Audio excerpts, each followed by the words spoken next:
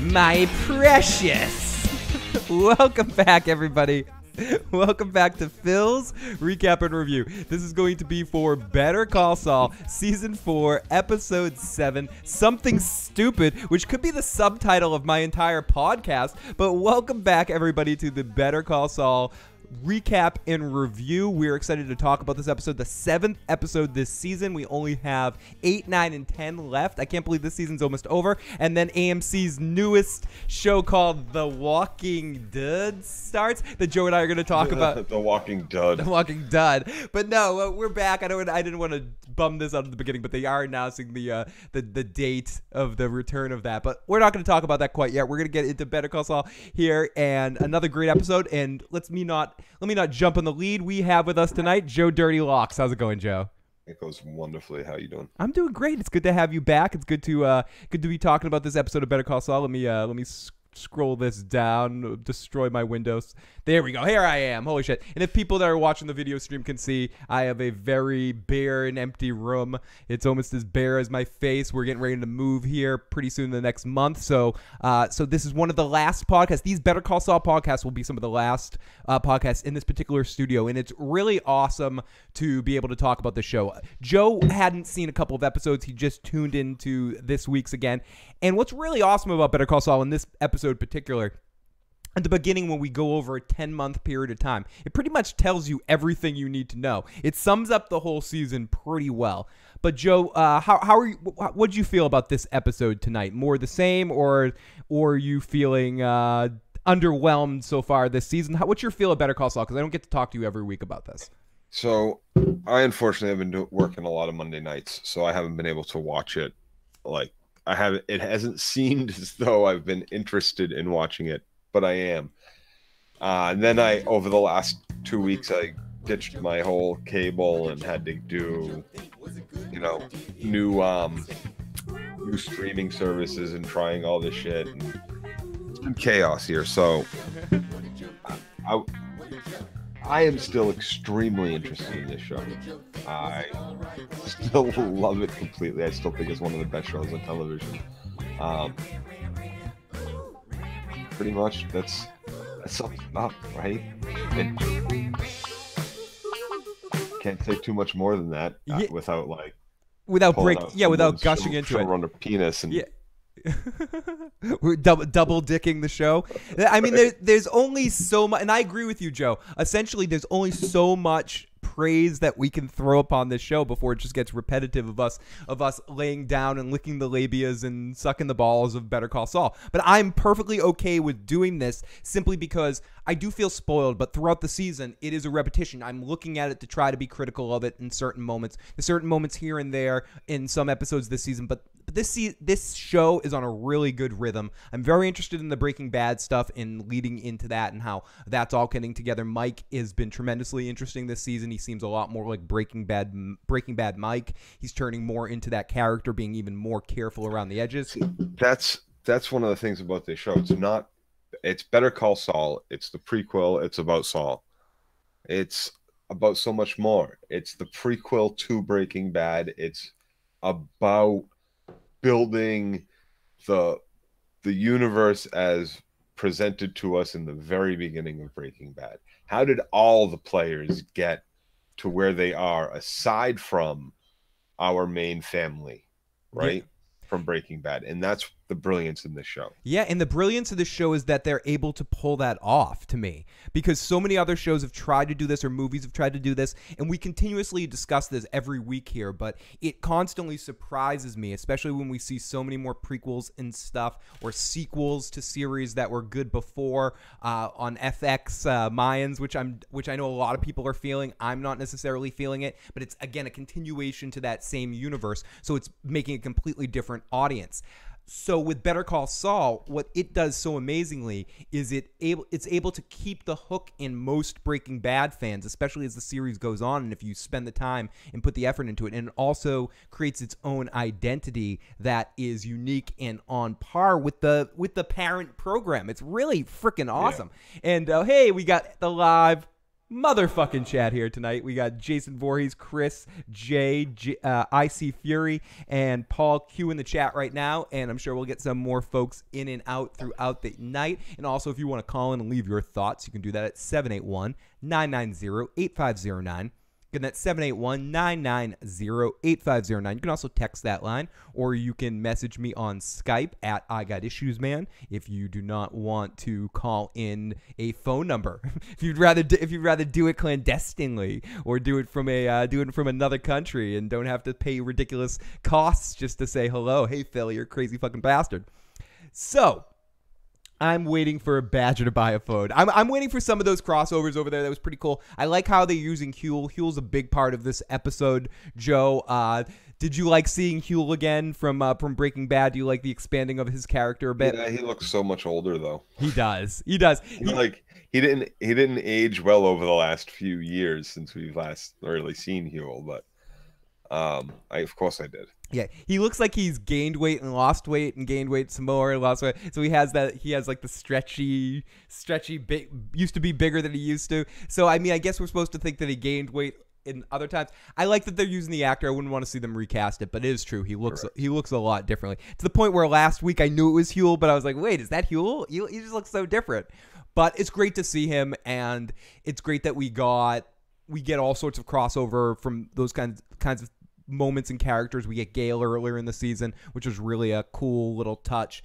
And obviously we're seeing everything with Gus and all of that being created. We're seeing more of Gus, and we see Hector being a filthy bastard and showing his individuality and showing that he's in there by looking at some girl's ass and throwing something down on the ground and checking out her ass.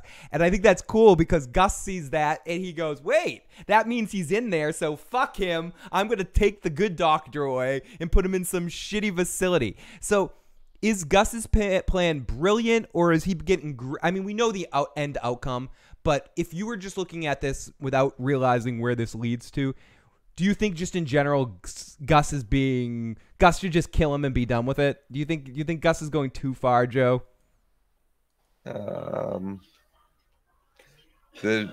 He's got his motivations, right? So that go far beyond like he stole fucking extra kilo of fucking dope from me the last couple of shit. No, this guy undermined him, fucked with him, killed his best friend, his partner. He's got a lot of built up frustration. I just think at a certain point in time with revenge, you need to be done with it. Taste your revenge and be done.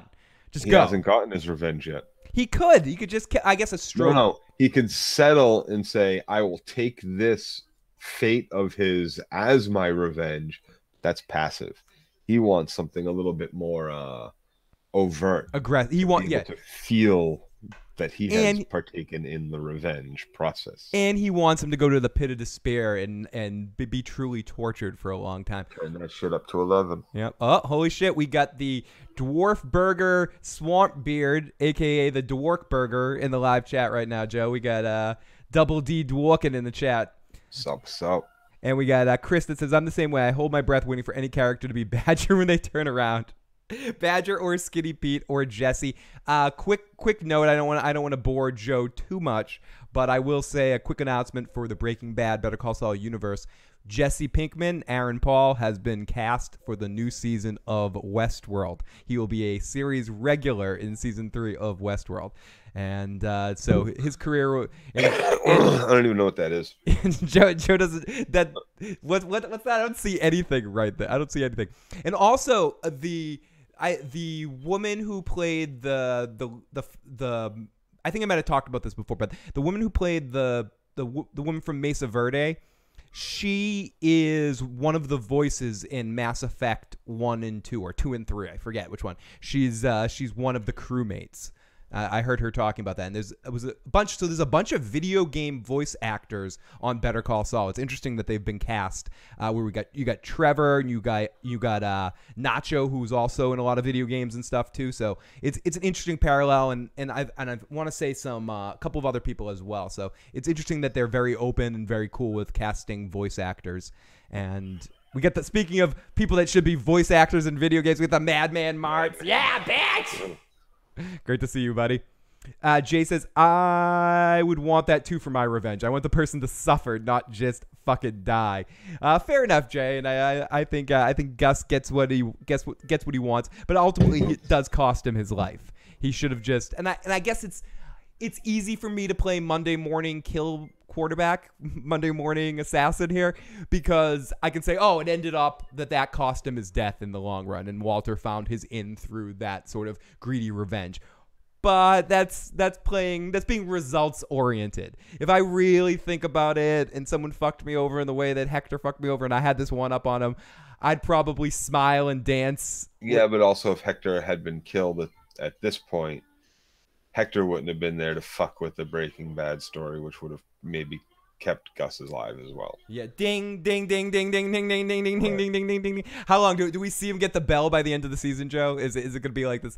I'm surprised we didn't see, like, the doctor wasn't like, let's get him a bell. Ding, ding, ding, ding, ding, ding, ding, ding, ding, ding. I want a bell right now. They have bells like that all over hospital units for patients. Oh, Bernie the Burn, and everybody, congrats to Peter Dinklage for winning an Emmy, and so we've got a couple of reports from that. We got from Bernie and Jay, both given the Dink has won the award, so good for the Dink, good for the Dink. Tyrion won another Emmy because he's always the best part of Game of Thrones. What's up to all of you guys? And Isn't that funny how he's the one that wins the Emmys every like. Just he's got a stack of them, right? He does. He has a room. He's like Niles Crane. He just has a room that's filled with them somewhere. He's like, welcome to my Emmy room. It's as big as my panas.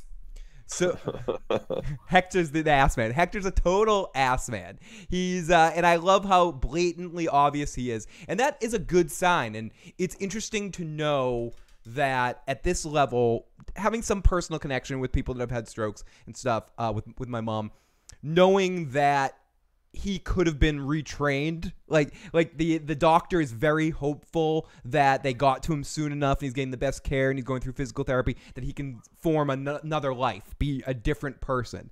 And Gus is so he's saying all the niceries, all the pleasantries, all the things he should say in the moments like that, but really what he's thinking is, please let him not be better. Please say he's the person he was before and a scumbag. I don't want to do this to a new person.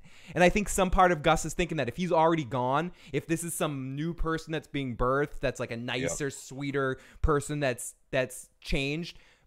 Too much information, but it's relevant here. My mom, when she had her stroke, my mom was very prickly. And when she had her stroke, she turned very loving. Like, oh, my lovey-dovey, bovey. And she never said the word love once in her whole life. Hector, so Gus is thinking if that happens to Hector, then okay, he suffered, he's dead, I need to give up. But no, he's himself. He's looking at a chick's ass. He's a fucking creepy bastard. He's being a prick. He's knocking shit over. That's fucking Hector in there, and I'm gonna torture his son of a bitch ass. I love that, Joe. It was very real, very awesome, and his revenge is so palpable. You can hold it in your hands like big melons and squeeze them. Absolutely. Lena won a Emmy too. Is Jason here? Ding. Yeah, he is the Tom Brady of the show. Hector, the ass man. Dinklage and Andre the Giant are the same species, says Dwarf Burger Swamp Beard. Right. Anyone want peanut? Lena. So I love all the different opening styles to every episode of the show. Everyone has a different little touch. This one is very strong with normal montage kind of feeling. I mean, usually when they do a little montage, it's a little quirky moment. Let's go, ding, ding, ding, ding. Let's move boxes. Dun, dun, dun, dun. You know, some weird sort of action thing. This was actually a montage through a lot of information. But they split the screen like Jack Bauer, and they have the multiple things, and even when they're touching, they have the split screen. I like what they did here. It was very cool. It was very fun. It's very obvious for Better Call Saul, and I don't mean that in necessarily a bad way. I like that they're not afraid to do that when they feel like the scene calls for that. When it's the splitting of them through the splitting of the scene. Okay. It's like Joe, like you said, Joe, you haven't seen the last couple of episodes. You saw all you needed to know in that opening. And I appreciate that they do that because they're never afraid to be indulgent. And when you can do things well, you can afford to be indulgent. And I don't mind them playing that game. Like I feel like without having seen the last two episodes and then seeing this episode, You might, or not necessarily the last 2 episodes, because there was a lot 2 episodes ago that took place. The interviewing of all the carpenters and shit like that. I did see, but and then we talked about and stuff. But Yeah, we talked. I feel like probably last week's episode they could have done without. It doesn't seem like there was anything in there that was necessary to the storyline, to the moving of the plot, to anything like that. After having seen this episode, so. Maybe that's a little bit of a criticism, but there's probably enough fun stuff, good acting, well done show that it was still freaking awesome to watch. People in the live chat are saying that they bet Hank turns up in court. This is a perfect opportunity for Hank. Jason says, I have a good authority that Hank shows up very soon. And I think Hank is a simple one. I'd be surprised if Hank... Really? So he shows up very soon? Really? You mean like at some point in the last 3 episodes of the season? There's not too much left for wiggle room there, but okay, soon. So Jason Voorhees has a good authority that Hank is going to be showing up soon. So Jason will be here telling us, I told you so, guys, when he shows back up. Bernie says he might be the arresting officer testifying for something. I bet Hank turns up in court. And here we go. He might be. So, okay, let's start our episode. Let's not waste any more time, and let's just get into this shit now and go. You know what I did myself? Fun story. Okay, let's do it. I'll pause there. Pause. What'd you do? Tell us the story, Joe.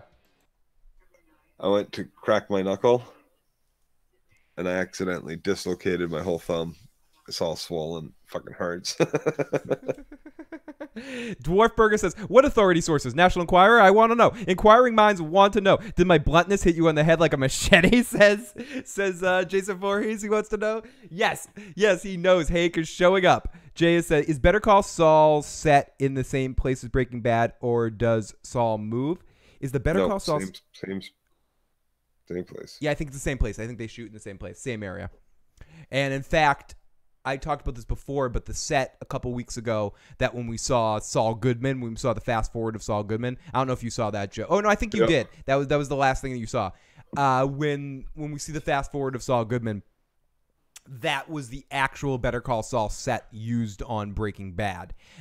Someone had it in storage and had kept it just in case, and they had to do a couple of fine touches on it because of the nature of television being a little bit.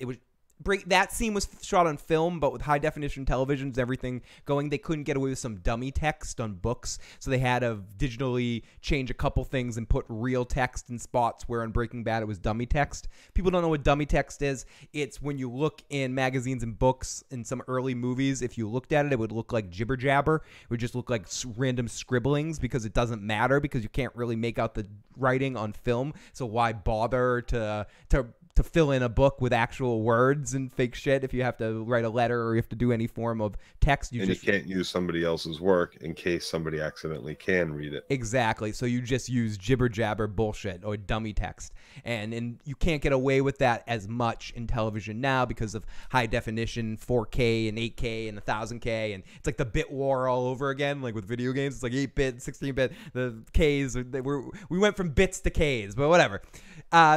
So ultimately, it's the graphics now are so good on the new video game systems that you can see so accurately, so they have to fill in dummy text, so they pay a little bit more attention to that shit. Laser tag is the future. Have you seen that arcade Saul keeps pitching? No, I haven't. That's how I cut tension, Jason Voorhees. I love it. The lab didn't move.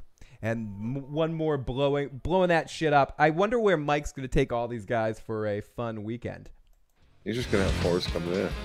He's going to have fun killing that annoying German. Recap! He's going to have a busload of whores show up, I think. Or pay a busload of whores to stay in the warehouse for a few months. You think that's what Daddy German was implying, that they needed girls at one point? I mean, he was a little bit. I think contact, people, socializing. I think he should send them. I think Gus, if there's no timetable, and it's not about the time, it's about getting the job done right, and they're dead set on this team. I don't disagree with the idea of sending them off on some sort of vacation to break it up a little bit, even though you're only halfway done.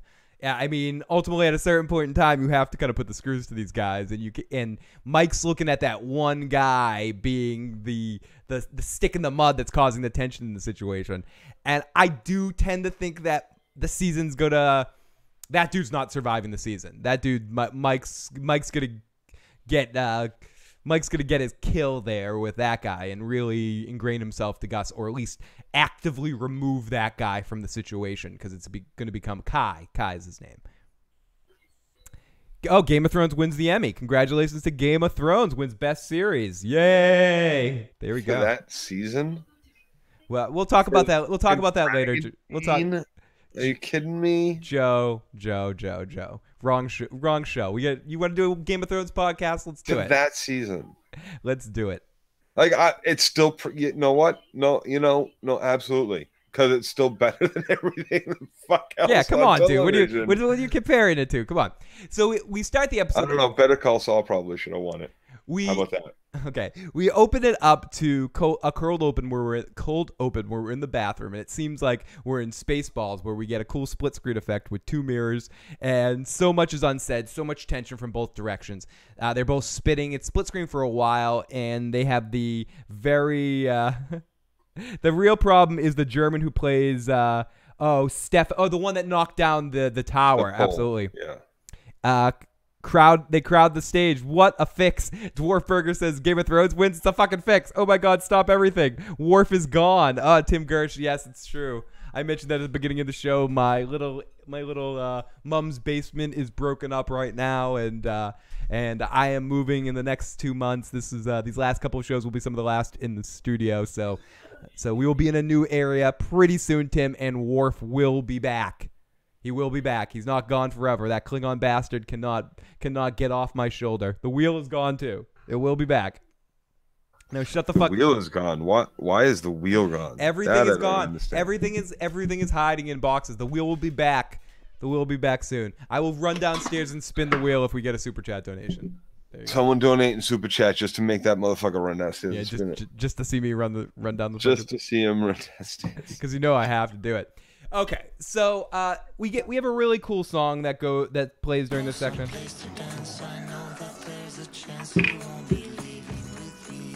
And it's awesome. And the song continues as there's dinner together, and the screen stays split. They're in bed together, but not together. She's touching him with her leg, but they're just split up. There's not much to say. We get the connection of Kim going through this. This is a 10-month time to bridge the gap to Jimmy's now a month away from getting his license back. We see that she's got her job. She's got her team going crazy now and working her plan. And Jimmy's in full stretch with his scheme as well. He's been selling phones for 10 months on the street. Yes. Drop phones. Yep.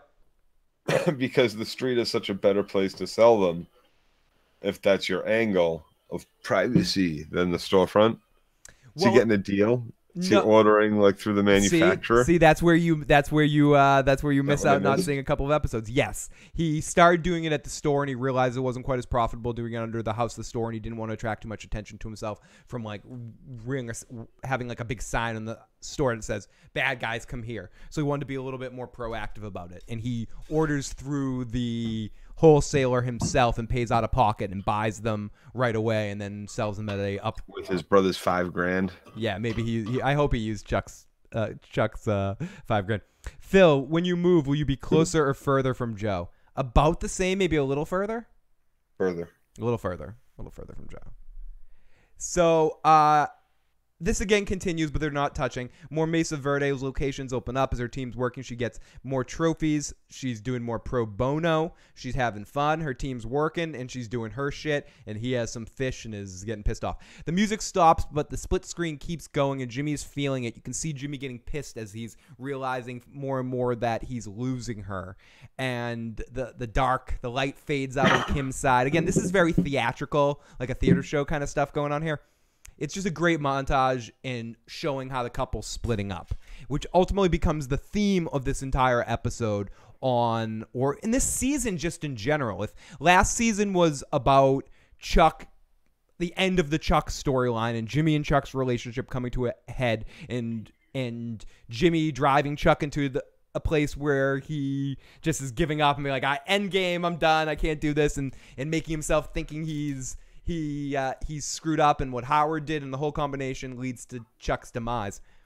This season is about the breakup of Kim and Jimmy Joe. It's about this whole beginning half of this episode is about how they're breaking apart and they're splitting. And I thought it was done really well to symbolize that, because pretty much everybody, unless has felt this kind of shit in a relationship, it happens overnight and you don't realize that you've just grown apart and you have nothing to say to each other and you're at two completely different wavelengths.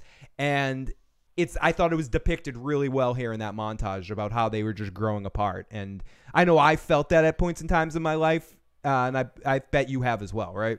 Yep. Yeah. It hits Kimmy later too. Yeah, it definitely does. That line that's given to her, so.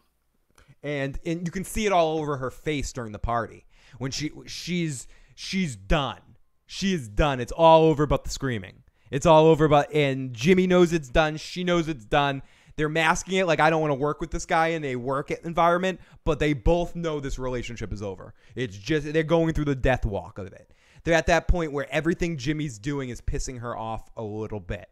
And she's finding something to be pissed off about. She knows it and he knows it, but he keeps doing it. He keeps doing it. He keeps itching that scratch. And that's the thing about the end of a relationship. You get to that point, and even things that before used to make you go, oh, Jimmy's cute because he does X, Y, and Z, and he's a little schemy, and he's a little this. Now she's looking at that like, holy shit, Jimmy's schemy. Everything's a scheme with him.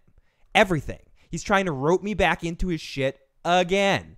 Rather than just doing good lawyering, he's trying to like put on a show and a con for the court. Yeah, he could bring this case to me, and I could do exactly what I'm going to do and not get this guy Huel 18 months because he fucked up because Jimmy was in a criminal situation. He's trying to job and work the fucking cop and run an angle on him to do a blackmail situation. Kim's just like, oh my God, what the fuck am I in here for? She could just see the look on her face. It's, fuck, I've been in a car with a crazy person driving, and that's the look I get on my face too. When you're like, holy shit, how'd I end up in this car in this situation right now, driving into the middle of Lynn? What the fuck's going on?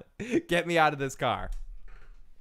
Lindsay C in the live motherfucking chat. She says, I think tonight's episode is my favorite of the season. It's definitely, I would almost say that about every episode of the season, but I still think 3 and 5 are two of my favorites. I'd say this is right up there. I thought this editing in this episode was very, very snappy. And I think the tone of this show is unlike anything I've ever really saw.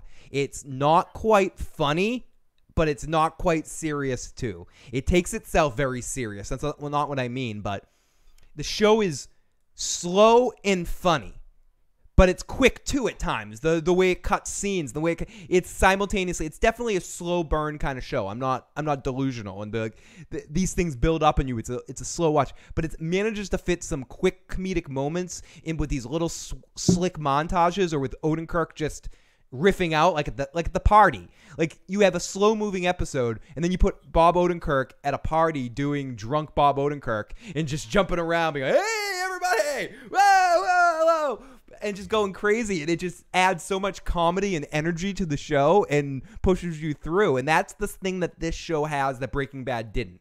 Breaking Bad has something different. But what Better Call Saul has is that focus on Odenkirk, who is such a comedian that he just kills it. And I don't know. I'm very entertained by the tone of this show and how it carries a lot of hands. At core, it's a very funny show, but it's not really a comedy. I had someone try to convince me, say, "Oh, Better Call Saul isn't a drama; it's a comedy." I'm like, no, no, it's a black comedy, maybe. Yeah, maybe at times, but I think it has elements of that. But really, it's a drama. I mean, it's not so much an action drama in the way Breaking Bad was, but it's a character study drama. Yes. We got Tim Gersh in the motherfucking chat. Has the later tag place been built yet? Not yet. I'll send you some housewarming presents, Phil. Where should I show up? I mean, Jason, I'm not going to tell you exactly where. I will come to you, and Joe and I will go to Crystal Lake, and we'll make sure not to have sex. And we'll carry around, we'll dress Joe up like your mother. It will be a good time. It will be a really good time. And, oh, Phil, how would you like it if I said, Hey everybody! Breaking Bad is plot driven. Better Call Saul is more character study. Excellently said, Lindsay. We got Laura D in the live chat as well. Great music on the show as well. I agree. This episode specifically had a couple of really good touches on music. Big Rock Candy Mountain, which is from Better, which not from, but it was in Oh Brother Where Art Thou as well, and then a song that started the episode too. So let's continue down here. So we see Jimmy looking interesting and in a panic, describing an office. And let's get into it. Let's listen to some audio and listen to Mr. Jimmy trying to sell his new location, giving a practice to Kim. Picture a reception desk right here, right? It's always nice to be greeted by a friendly face. Now, over in this corner, we got a fireplace with a cozy waiting area. Couch, couple chairs, water cooler, electric kettle, maybe an assortment of teas. This is my office in here. Guess what? These are all original fixtures. So that's... we're 4 blocks from the courthouse here, so how convenient is that? Now, there's a bathroom, and it's cute.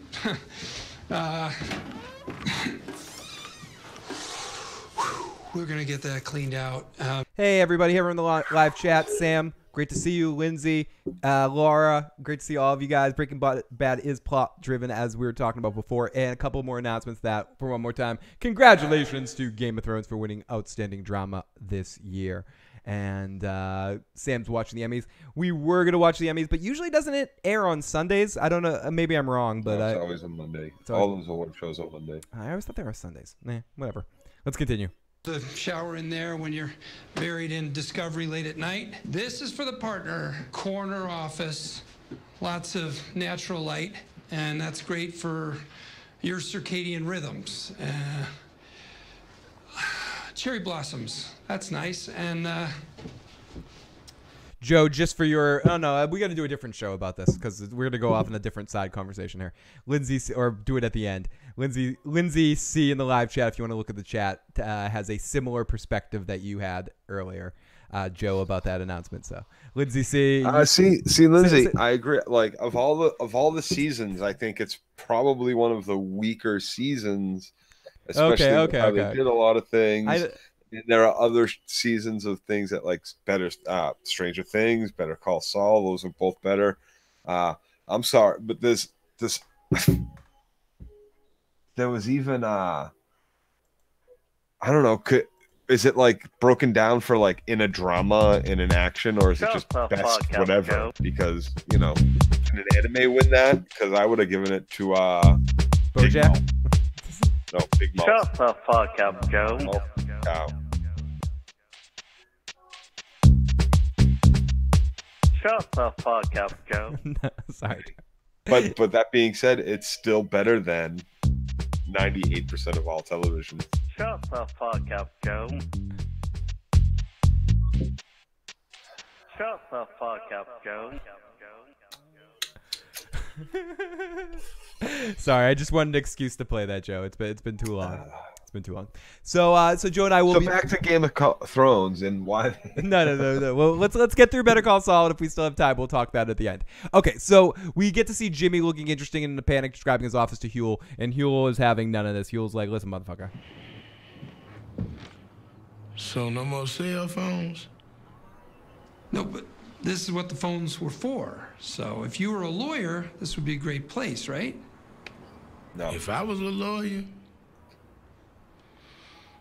nope. Nope. Big glass high rise, Joe is not drunk yet. 40th floor. Big glass high rise. Yeah, when I'm not on my boat.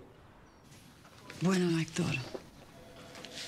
So Huel is awesome, dropping the one-liners. I love that they bring him back in the series. One thing that's interesting to note about Huel is I remember when they were talking about the sketch out for the 30-minute situational comedy, Huel would have been a bigger part of that show. Excuse me. And the original outlines for what that program was going to be, Better Call Saul. So I'm glad that they found reasons to bring him back because you can definitely see where his comedy plays into the vibe with Odenkirk. They have a good little bounce back and forth together. And I really do hope that Bill Burr, I know he's very busy and he's blowing up and he's fucking doing so well in everything that he does.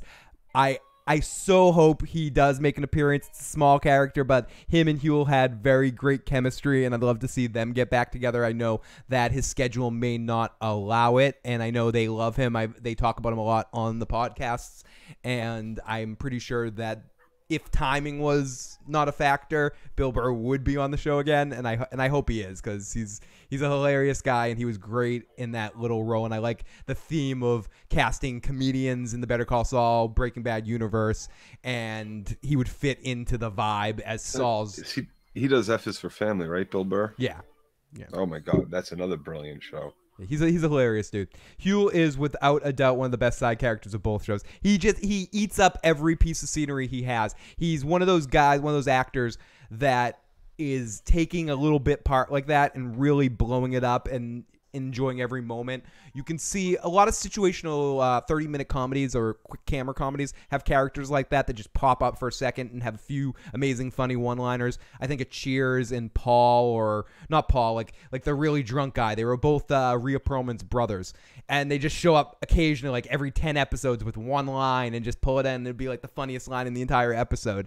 There's characters like How I Met Your Mother in its prime had the cab driver that would just show up randomly, like, hello, everybody. And it's just every time he showed up, it was like a cool moment. And I'm not comparing necessarily that to this, but just Huel's one of those characters. Every time he showed up in Breaking Bad, every time he shows up in Better Call Saul, it brings a smile to your face. It brings a smile to your face. Exactly. It's played for comedy, and that is perfectly fine. This is a light universe within all the craziness. And that's what even Breaking Bad, Jesse Pinkman takes the most serious moments on Breaking Bad and adds levity to it. And that is a big aspect. I mean, it gets a little serious at the end when he gets kidnapped by the Nazis. He's not really yelling, yeah, bitch, science and all that stuff. But at least up until the second part of the first half of the season, there's always some sort of levity to the whole situation. So when is Joe not drunk? Lindsay C., you can say that out loud anytime. You can scream that from the highest mountains of Issues Mountain, of Big Rock Issues Mountain. And Friday the 13th, Part 5 might be better because at least I wasn't trying to take itself too seriously. At least that guy that steals the Hummel, is he the guy that runs Walter's extermination business? Yes, Paul Q. That is the same guy that does show up in Breaking Bad. I did not catch that in the first time he popped up on Better Call Saul, but that is him. As I heard them talking about it on the podcast. So then we go over to Hector, who's looking a lot more like his Breaking Bad self at this point, or exactly like his Breaking Bad self, minus the ding ding dingity ding. And he's training. He's tapping his fingers. He's learning the yes/no system. Hector wants to eat now. It looked like he wanted to eat now, but really he just wants to look at the nurse's ass. And, yeah, he wanted to eat. Yeah, he wanted to eat some ass. He definitely wanted to get all in there. And he knocks over his cup, and he tries to eat some ass, and nope, it bounces out, and he gets a little doo-doo in his eye, and he ends up... eat a little ass. Yeah, he got to eat that ass up with his eyes. And, yeah, he did. He had a good snack. He had a good snack there. He had such a good snack. He ended up getting some crustiness in his eyes from too much duty, and got a little pink eye. You got a little pink eye. Yeah, Hector got a little pink eye, and we don't need to talk about that. And the side butthole. Oh, Johnny B. Crazy says hello. Lots of love and lots of hellos to Johnny B. Crazy. Great fucking name. And yeah. So then we go over to Kim and Jimmy heading to a party. It's a welcome to the party, pal. And Jimmy wants to make sure he's okay being himself. I've been in this situation too. I don't want to compare every situation to me, but I've been in this situation too. This is me at a party. People want to know what I'm like when I decide to talk. I'm either really antisocial at a party, or I go too far. I'm loud and fun, and then I'm loud, obnoxious to the point where I think everyone wants to hear me be loud and talkative, and no one wants to hear me be loud and talkative, and everyone fucking hates me. Do you disagree with that assumption, Joe? Am I? Or yeah, a little bit. You're thinking I'm more just always quiet? No, there's a mix. I could be very obnoxious and loud and not read the room well. I'm not saying you can't be, but like I'm saying you have more than 2 gears in a social environment. Okay, fine.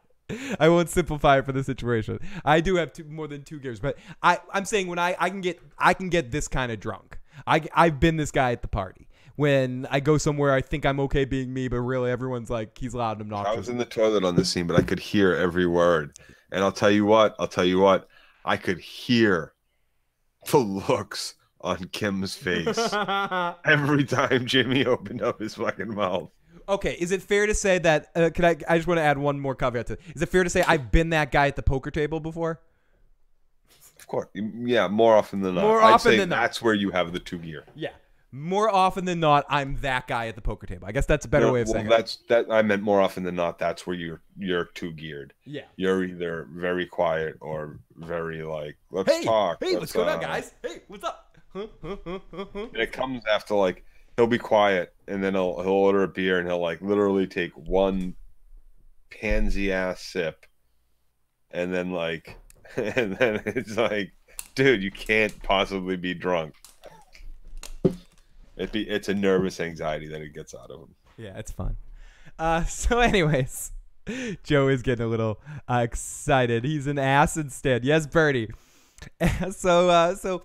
So Hector gets a little ass in his eye, and that's okay. So Jimmy and Kim head into the party, pal. Does your party personality directly correlate to booze consumption? I will say yes. I am more likely to be. Everybody's does. Yeah, I think it's an accurate assumption, Joe, or accurate description. I think most people are better in social situations if they're slightly liquefied.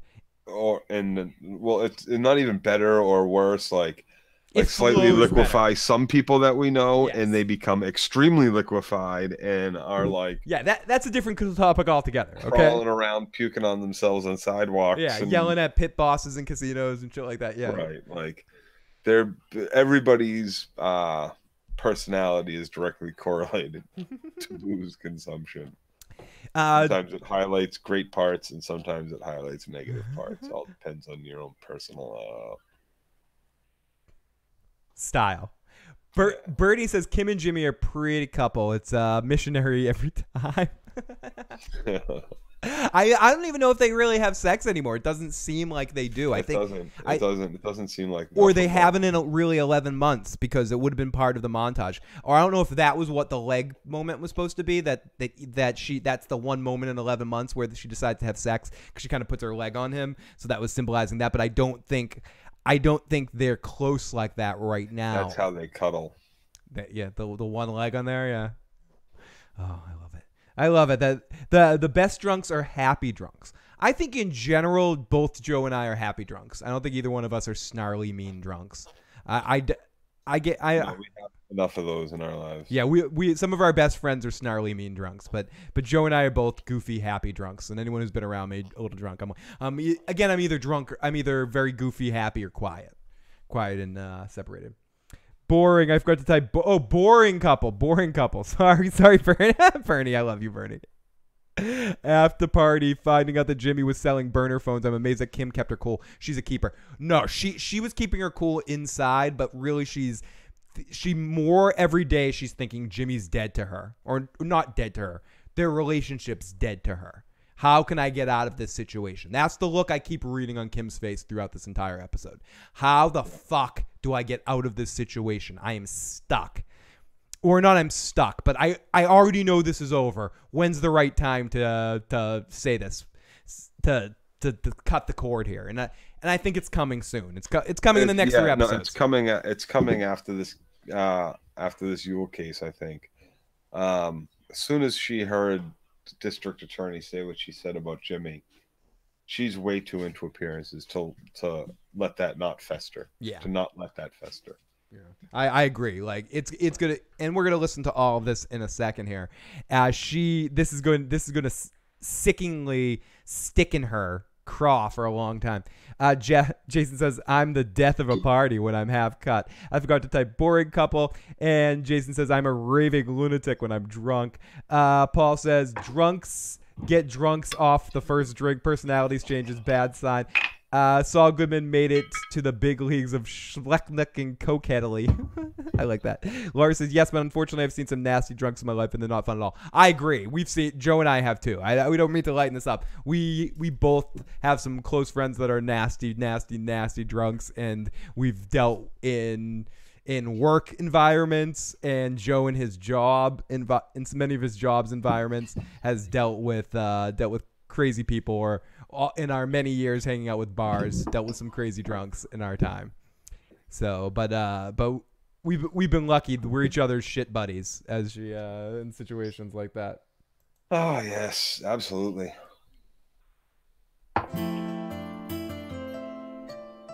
Don't have to worry. Get Never your leave your shit buddies behind. Never.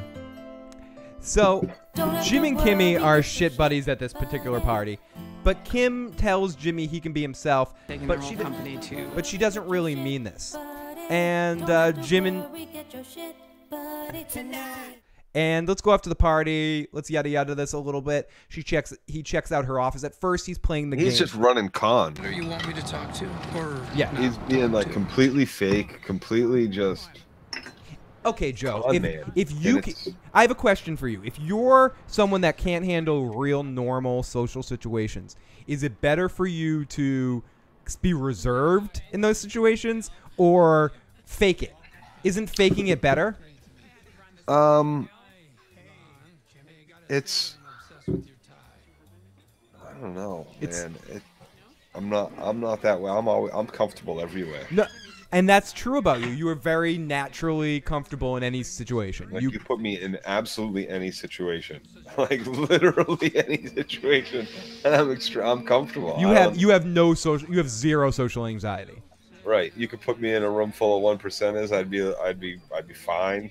You know, you put me in a room full of, impoverished people. I'm fine. Any ethnic minority group, I'm fine. Like, I don't care. I mean, maybe a room of Westworld fans, you might have a problem. Nah. Because I'll have fun debating or telling them how horrible about Anthony Hopkins is, trying to educate them and listening to their arguments as to why my logic doesn't make sense. Sorry, everyone, for the topic change. I'm trying to get some Joe rants in here, but for you guys. But anyways, Bernie says I'm the most out of control drunk in the world. Hopefully, one day when we all have a big party, a big issues party, we can all get drunk together and all see all this stuff in practice. So let's continue here with some technical difficulties on this sandwich. I'm a bartender. I've seen it all. You could be the laughing stock of the party. I've usually been the laughing stock of a party. So Jim and Kim head to the party. Let's listen to more of the party. Play more. And that's just it. Even if I am the laughing stock of the party, I just don't care. Let's laugh. Yeah, I've seen I've seen situations like that where we both have, and we're just gonna laugh it off and have fun. Fuck it. And their whole company to a resort outside of Santa Fe. It's pretty ritzy. No, we're just talking about company retreats. Oh, it's a great idea. Where are we going? Sorry, pal. Employees only. Oh, darn it. If everyone is missing the Joe Rants, The Walking Dead will be back October 9th. Oh my God. October 9th, it's coming back, everyone. AMC. I don't even know if I have it. Like, I'm going to watch and I'm going to do the shows, but I don't know if I have it in me to rant about the show anymore. It just is what it is at this point. Yeah, we got to get some stuff for you to rant to be a little bit more passionate about. So we'll figure it out at some point. We will figure it out. I'll tell you what. I got a bad feeling about next year. Okay, we'll I have a bad feeling. We'll keep that in your crow. We'll talk about that a little bit at the end because I think the chain keeps sticking in my like I keep the Gendry walk back to the wall. Joe. You're just craving it. We got to do this Game of Thrones. We got to do a Game of Thrones podcast. Little things all over the place. You're itching to it. Hold it inside, Joe. Hold it inside, and we'll hold off for our upcoming Game of Thrones podcast after this show is over with. Okay. But I'll set that wagon train on fire, man. That shit was beautiful. Don't waste your time, Joe, on The Walking Dead. Everyone at the party loves Jimmy except for Boss and KJ. I feel like watching The Walking Dead again just to rag on it, I think is what she was saying.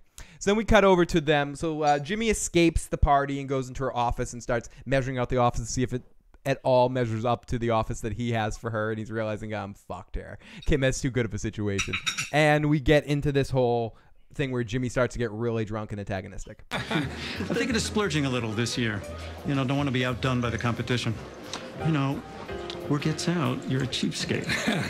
Sure. That's hard to shake off. I've heard 10,000 Waves is supposed to be amazing. I love that place. Or Carlsbad Caverns. I still think that Taos is #1. I love a ski trip, and I think it'd be good for team building. Taos. Nice. Feel free to jump in. We're just spitballing here. So this guy, this dick cheese does kind of goat Jimmy into this a little bit. I mean, Jimmy's drunk. He's trying to be like whatever. He's a little snarky. This guy has a bone to pick with Jimmy because of how he fucked them over for the job. So he doesn't mind provoking Jimmy in this situation and being like, come on, buddy. I mean, he's being a little cockish to Jimmy here, and you can't do that, Joe. Right? You can't be Right. cockish to Jimmy. Jimmy's gonna cock slap you right back. Yep. Jimmy's gonna pull it out. Yeah. It's all right. Yeah. Let's get cocky. Yeah, is this the game we're playing? I was on Mr. Show. I dealt with David Cross. You want to fuck with me? Fuck you, asshole. I mean, if you're up for adventure, you know where the great skiing is. I'll just tell you. No, Phil. Don't correct me. Drag is the term, Phil. Get it? Or I will drag you too, motherfucker. I fucking love Birdie. I love all you guys in the chat, but Birdie cracks me the fuck up right now. Yes. It's kind of a long drive, isn't it? That could be part of the fun. You know, rent one of those fancy party buses. Stick Sound of Music on the TV. So Jimmy's doing all right here. This is earlier than I thought it was in the recording here. Jimmy's kind of running the room right now. People are smiling, liking what he's saying, and he's pushing the edge. I think Kim notices a little bit more than other people that Jimmy's kind of not in the best possible place, and so does the head boss there, the batteries not included guy. He's like something's... Ed Begley Jr. No, it's not Ed Begley Jr. It's Ed Begley Jr. is the blonde dude that this guy is. I forget this guy's name, but he was in Batteries Not Included. See, I didn't see this scene, but Ed Begley Jr. was one of the guys that from this loft. Oh no, wasn't he? different. This is a different one. This is the one that Jimmy worked for briefly, or is Ed Bagley? I don't know if Ed Bagley's part of this company, but no, this is a different one. This is Coakley, and it's confusing a little bit just because I don't think either of us have rewatched the early seasons to be super familiar with it. But it's one of the offices that I believe offered Jimmy a big job. Okay. And funny stuff going on in the chat right now. People can correct me in the comment section or in the live chat if I've incorrectly stated this, or to unconfuse the hippies here. So we go off to the party, and Jimmy keeps getting drunk, and it goes from being Everybody sings along. Pretty soon you're there, and I gotta say, the runs at Telluride, they make Taos look like a running the room, and he's doing really well, or he's doing decently. And slope. Telluride, huh? It's worth considering. And Parkas. Everybody's got to have Parkas. Oh, thank you. Jeffrey Townsend is correcting us up. Davis in Maine is Ed Bagley Jr. Okay, so it's a different law firm, and that's where it got a little confusing towards the beginning of the series in a good way, where we was heavy on the law stuff. I think that's where Sam was feeling the series earlier on, because it was even more heavy with law with Chuck on the show, and this season is getting a little bit more getting a little bit away from that. Kim is an element of it, but it's less focused within the law stuff because Saul isn't a lawyer at the moment. Thank you, guys. Davis in Maine. You guys are awesome in the live chat. Thank you, Jeffrey Townsend. Of course. No, I'm talking custom Parkas. 2 words. Client development. They see all of you out there cutting the... And Joe said he didn't see this scene, but I can agree with Joe in the sense that you could hear Kim's tension with Jimmy right here. I've given this look. Everyone's given this look. She was giving him the... Shut the fuck up, dude. Joe, what are you talking about? Shh. Tell him it's a good idea and shut the fuck up. Shut the fuck up. Shut the fuck up, motherfucker.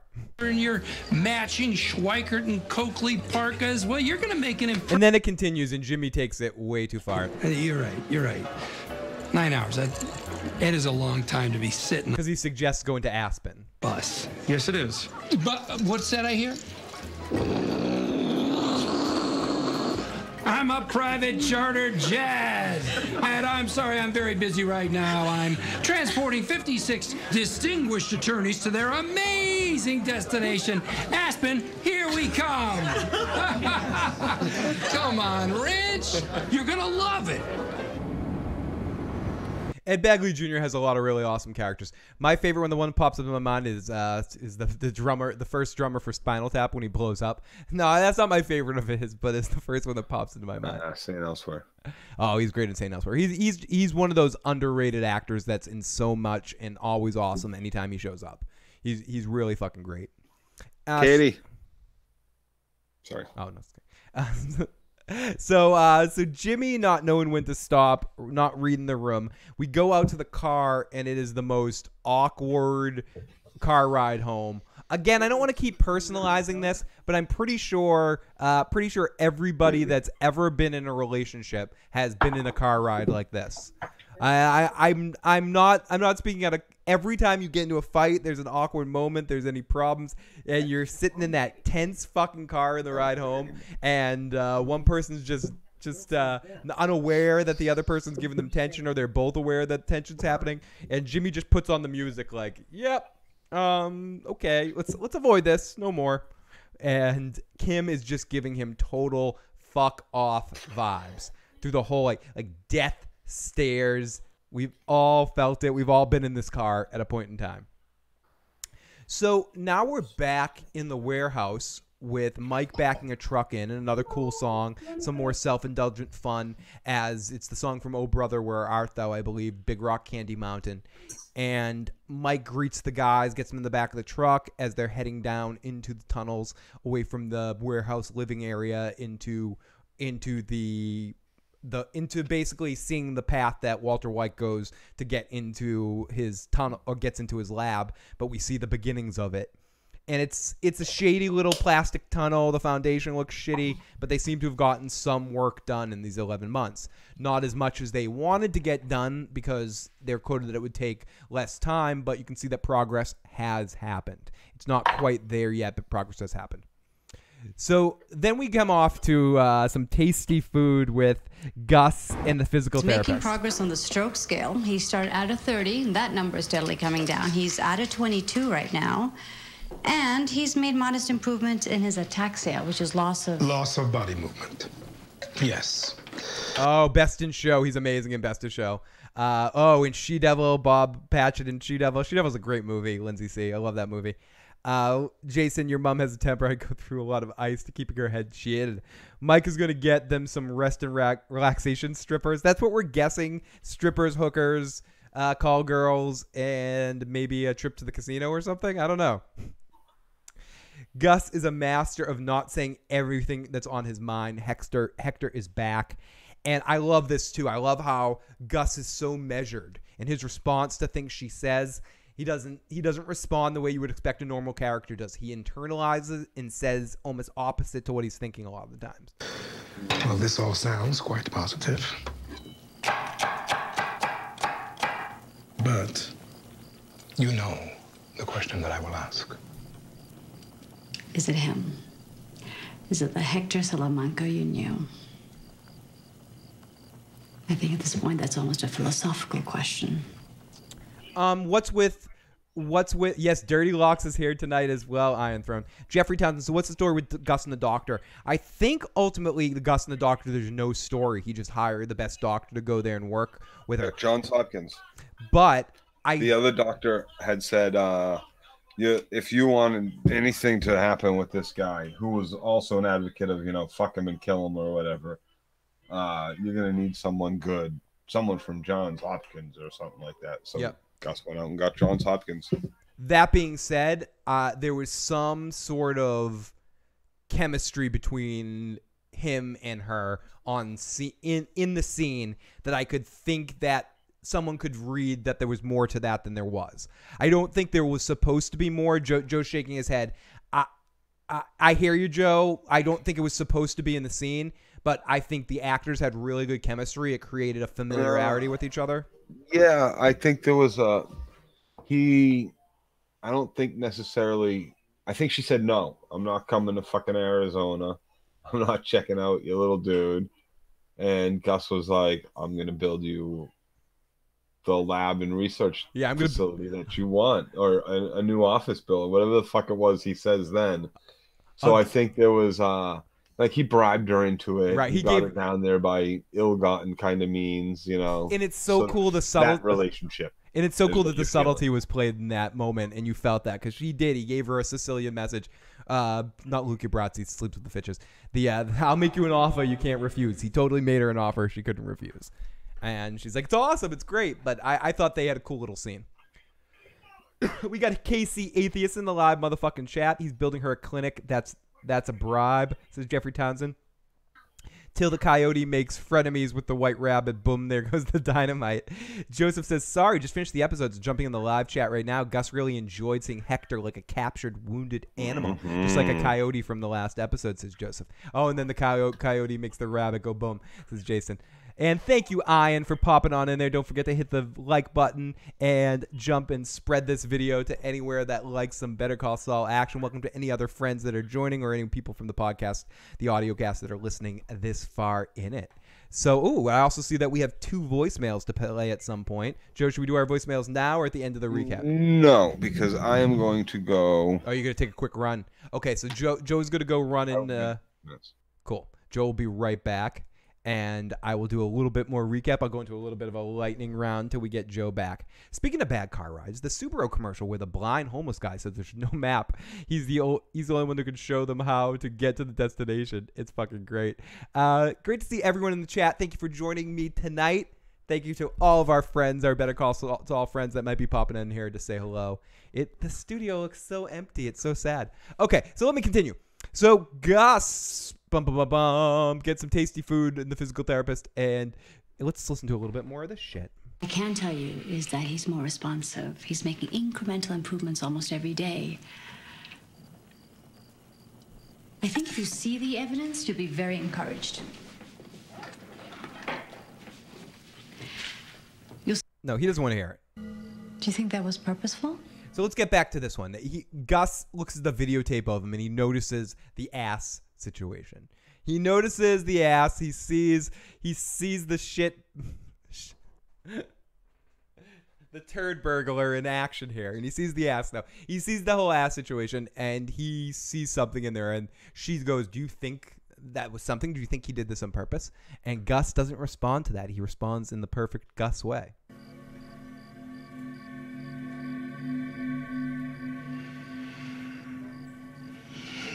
No. You've done magnificent work. I don't need you anymore. Thank you. I understand that construction on your clinic is nearly complete. Let me remind you that I bribed you. I trust the work is to your specifications. That's putting it mildly. The new wing is simply extraordinary. We'll be able to... That's arrest. Makes sense why we didn't see the bodyguard in Breaking Bad till the end. D. Great to see D in the live chat. Love you, D. And yeah, that's a good point I didn't even think about. And that makes a lot of sense why Huel doesn't show up till the end and serve a purpose till later in the story. It's going to be interesting to see where that case ultimately ends up with them. Yeah, Hector's thinking, Hector, that dirty dog, that's very indicative of who Hector is. Makes a lot of fucking sense. For so many patients who would have been tossed aside. I've kept you from your work long enough. Oh. It is time to delegate Mr. Salamanca's care. His recovery has been remarkable. And my gratitude. It's time to get the torture chamber going on. It's time to get the pit of despair and get him into the succubus of pain that Gus wants to put him through. So let's continue here. And we get the lowdown of the situation from the German who likes to call Mike Michael. And it's so cute. Now that the boys have built the concrete forms, we are nearly ready to pour the walls. And when's that going to happen? First, there must be one more blast. And Mike says, fuck that shit. I thought we were done with that. Almost done, yes. But we must clear that rock to make way for the elevator shaft. Just one more. Carefully shaped to keep from damaging the work. And how big a pop are we talking about? And then one of the other dudes runs through one of the pillars that's holding things up and almost fucks them all over. And it's a big disaster area and turns into some hardcore tension and sets them back. And there's a lot of bad vibes going on here. And the tension hardcore amps up. So then we go back to Jimmy, who's in the back of the truck. He's going to sell a cell phone to some dude, and it's all good. And here comes another dude that goes, "Hey, is your name Saul Goodman?" And I love that. That made me feel really, really good because we get some Saul Goodman. This you, Saul Goodman? That's Whoa. right. And then we hear it before. This you, Saul Goodman? That's right, officer. You want to know where I got it? Off a drug dealer who got sprung today because he was using a drop phone that you sold him. Huh. Doesn't bother you that you're peddling to a bunch of lowlifes who use these things to sell drugs? What my customers do with the phones after they leave my possession, that's their business. Let me ask you a favor, all right? Get your van out of here, park it in front. Yeah, Kai starting shit. No surprise. Kai is an annoying little fucker that's going to end up getting himself killed by the end of the season.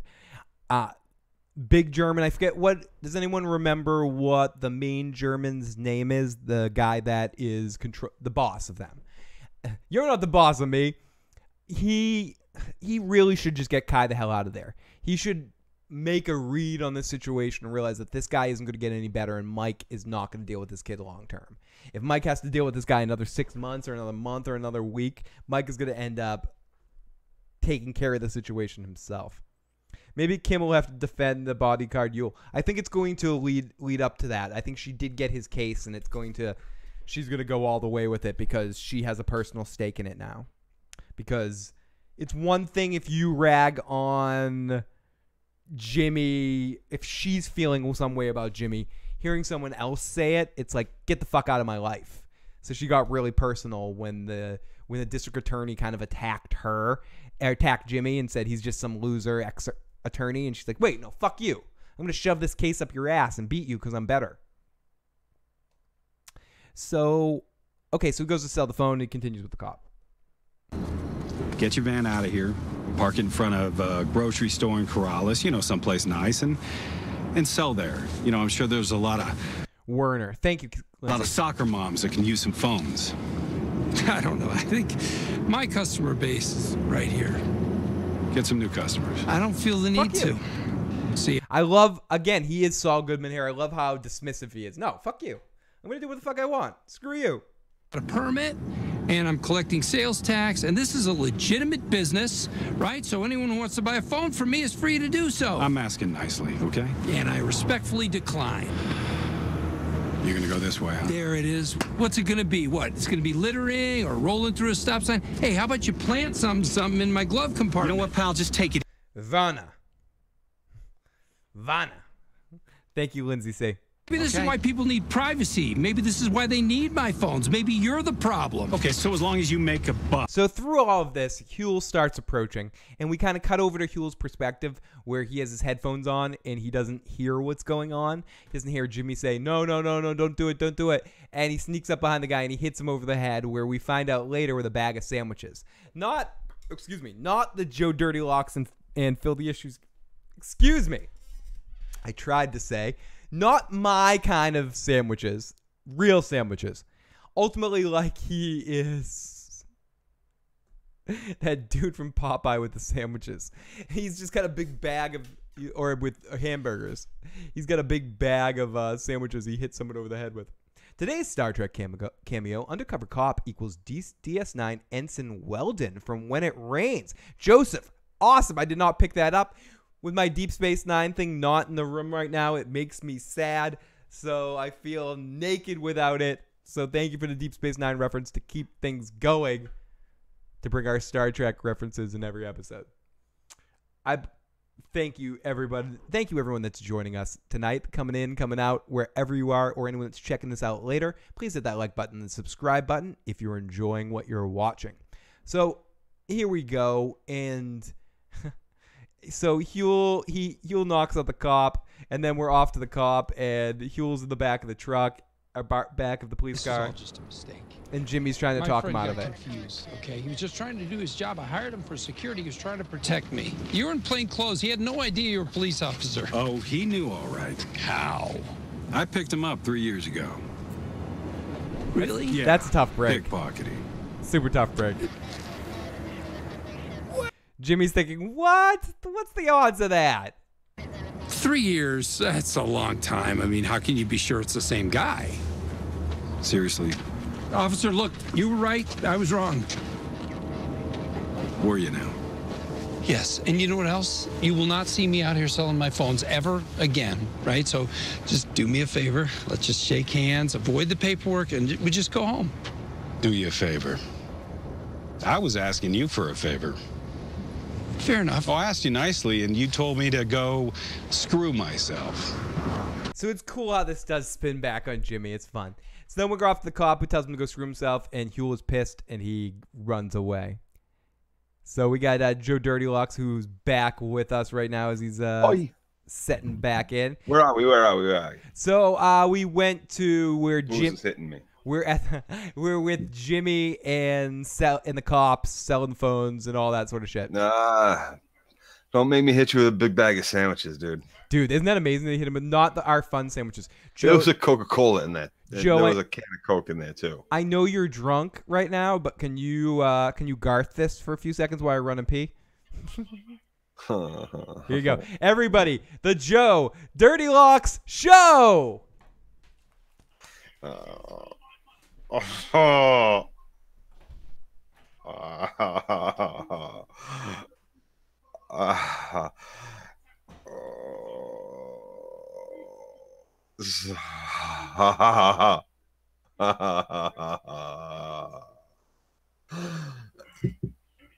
It's my best Garth impression.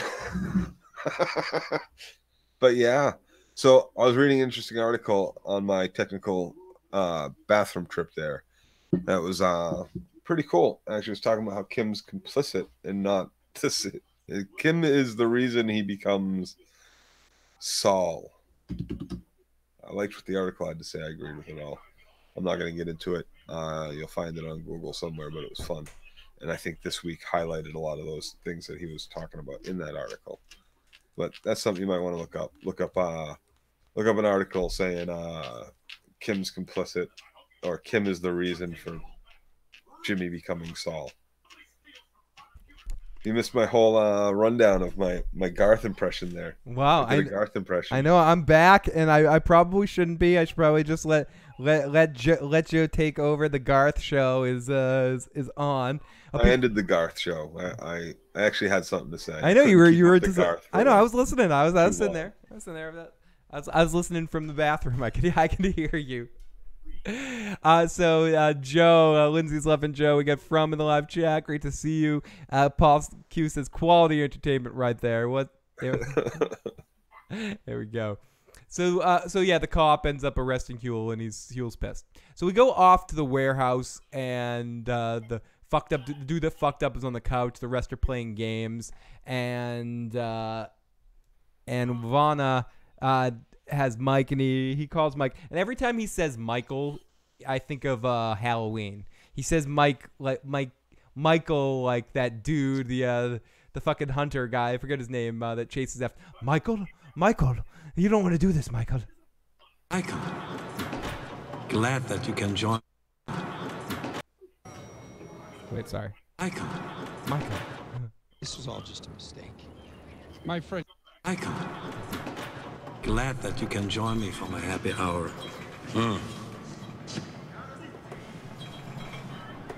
It doesn't look so. Lindsay says she knows the article you were talking about, Joe. The speculation that Kim breaks bad. Happy to me.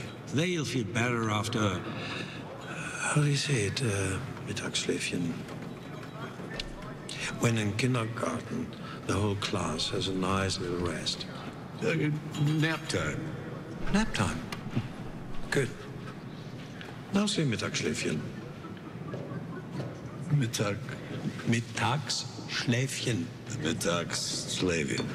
Good, Michael.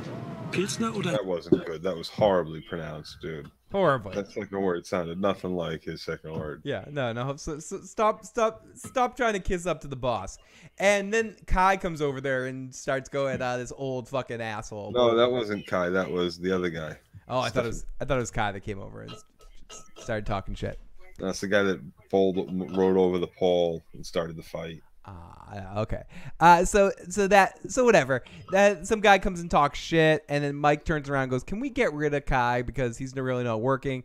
And Mike's like, "I don't care about you stupid German proverbs about how I'm special and I'm this guy, or I don't want to hear about. Don't bond us. Get the fucking job done. I'm done with this, or I'm done with you guys, and let's get rid of this Kai guy. He sucks, and he is And he goes, "No, we need him because he's the only guy that can do the blasting." So Mike's got to find a new blaster so they can get rid of this douche. Blowfish says, "The cold open was so symbolic of the divide between Kim and Saul. And I think the end where Kim's side goes to black will also symbolize what happens with Kim gone and Jimmy alone." I agree with you, Blowfish, and great to see you. I think that's going to be the end conclusion of this season. I think everything was wrapped up very well in that opening montage, which is really cool because I was mentioning this earlier. So many of the montages are either flashbacks, flash forwards, weird kind of one-offs. It was good to kind of see one that's set in this time, and this whole episode is just set in now and showing you what's happening with them. It doesn't always have to be about, where. Exactly. It can just be about what's happening right now. Great to see Cool Breeze Productions in the live chat right now. Kim's boss was the first job Jimmy turned down after his buddy died. And it's the one that gave him the car and all those really awesome things. Joseph says, "I have a feeling that Kai is going to be given a nap time, a really long nap time." I have the same exact feeling, Joseph. I think that Kai is going to be Mike's first kill for Gus. And just because he's going to be fed up at a certain point in time and just be like, "I got to get rid of this kid on my own and bring in someone else to do the blow up. If I have to do it myself, I'll do it myself. I don't care." And Mike will be the fucking demolition guy because he studied it for a couple weeks and he's like MacGyver and can be great at anything he tries to do. So let's just finish watching the episode. It was so intense. I can't believe Gus is going to manipulate Hector's therapy to have him cheer-ridden and non-vocal. Wow. Yeah, I agree, Sylvan, because it seemed like you always thought that Hector was just like that naturally, or not naturally, but that happened to him and he was just like that, and Gus had to sort of like feed into that, to his hate. But to know how active in the role where Hector possibly not could have been his old self, would never been exactly the same, but could have gotten better, could have maybe learned to talk one day again, but Gus kind of said, no, part of Gus's torture is, no, this happened. This is advantageous for me. I am not going to fuck up this opportunity to screw you even more.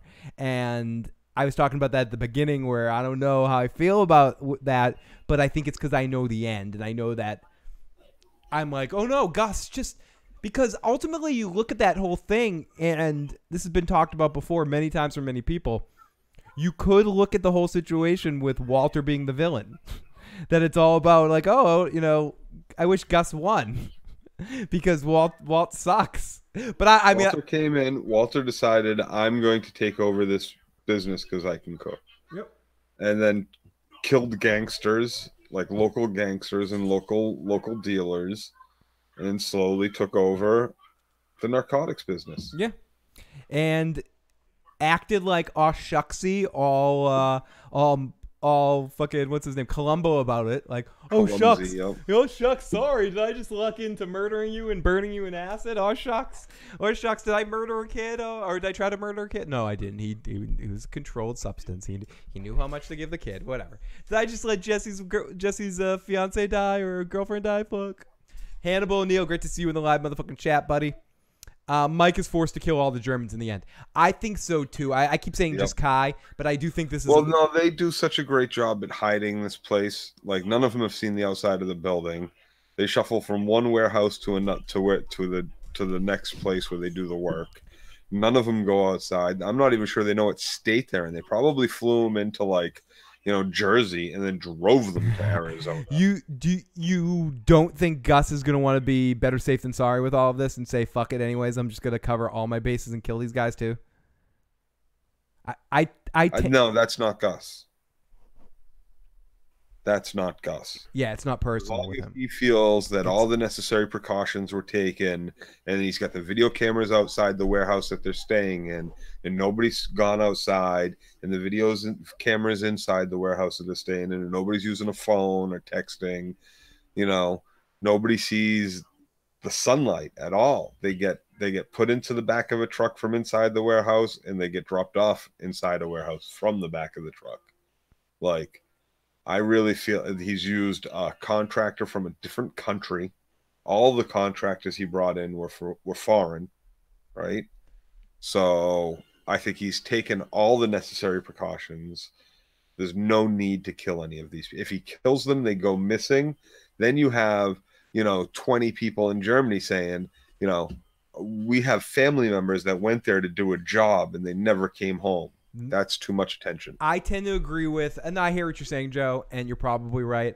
I tend to just have this weird feeling. One person gets found in the gutter of fucking, Baton Rouge in fucking, or in Utah's fucking Crystal Castle fucking stairs somewhere, like a couple states away. Like, that's okay. You can understand how a tourist dies, but all of them, no. Joe built the wall. Joe Journey Locks. I tend to just have this weird feeling. Maybe it's a morbid thing that I agree with what Bernie is saying. They're gonna go Maegor Targaryen on where help me big the keeps, and I'm just gonna fucking kill you all so no one knows the tunnel. I mean, I would love who doesn't want to see a whole bunch of people murdered on television? But I think Gus is smarter than that. There's too much. That's too much attention to kill all. You don't kill all the Germans. There's no need to kill all the Germans. They might kill that dude, Stefan or Kai or whatever fucking dude it is. Doesn't even matter. They're all red shirts, right? Yeah, pretty much. We're killing all of them, so pretty much. Like, To me, they're not. They're almost red shirts. They're interesting characters, but they don't matter to the end goal of the storyline. And for me, I think whatever conclusion happens with the Germans, whether it's life or death for the Germans, it's going to be some sort of bonding experience for Mike and Gus. I think that's with Mike and Gus, and even Mike and this old guy are having a little bondage right now. Some serious bondage. Do we see, this is just a little bit of a touch, do we see a combining of the storylines at all by the end of the season? Does Jimmy's storyline cross with Mike and Gus at all? By the end of the season, no. No. We don't see. Does Gus meet Jimmy? It does not. Gus meet Jimmy. Does Mike and Jimmy have another? Do Mike and Jimmy have another meeting before the end of the season? Probably. Yes. You think yes? Okay. So yes. Mike doesn't give a shit about anything. Then we go over to Huel, who's worried. In the worst case scenario, Huel is going to go to jail for 18 months, and he's like, "Fuck this shit. I'm going to pull a DB Cooper and get away." And Jimmy's like, "Dude, come on, don't run. That's the worst thing you could do." So we go off to Jimmy and Kim's office, and this is where Jimmy has his wacky fucking plan. See, now, I would help Huel myself if I could, but I don't think he's going to wait around a month for me to be reinstated. You've been selling drop phones? Wait. On the street? Kim, The look on her face is awful. Look, Kim, here's what I'm thinking. I did a little recon, and the arresting officer, he has a DUI, 8 years ago, and he's been put on desk duty twice. I know he has anger. It's so cool to see Saul Goodman here. He's full on Saul. She was like an attest to it, right? So we get him smelling like a distillery, and we piss him off in court. Now, he will take the bait. He will lose his cool in front of the judge. A little stumble in there just for dramatic effect, and I have some thoughts on how to engineer that, but you get the gist. Next thing you know, case dismissed. And the look on her face right there is like this. What the flying fuck? Jimmy, I can't compute. What is your problem? Holy shit. That's the expression on her face. You're trying to rope me into your nonsense here, and I'm not going to bite. Mm-hmm. You're trying to get this done not through lawyering. Right, through trickery, through our con game, and she doesn't want to fuck up what she has work-wise. She'd take his case if she could, and ultimately she does take his case because she's still loyal to Jimmy, and then she gets invested in it because she gets offended by the district attorney and wants to shove it up the district attorney's ass a little bit. So then we're at the vending machine, and Kim is talking to the prosecutor, and this is important as it finally gets Kim into the situation. I got it. I agree, Jeffrey Townsend. Jimmy McGill is officially dead. Saul Goodman fully occupies Bob Odenkirk's body now. Lily of the Fox Valley. The cliffhanger will include some sort of crossing of the paths for sure. Did we see Jimmy find the hole? Is that what we saw? Hope that wasn't a bribe. Wow, that would be one sad bribe. Not on my salary. Do you have a minute to discuss a case? Sure. I got 2 minutes. I can't help but think you guys are reaching with this one. Where have I heard that before? Babineau? Babineau. Really? Doesn't seem like your kind of client. I disagree. To start with, the whole thing was just a misunderstanding.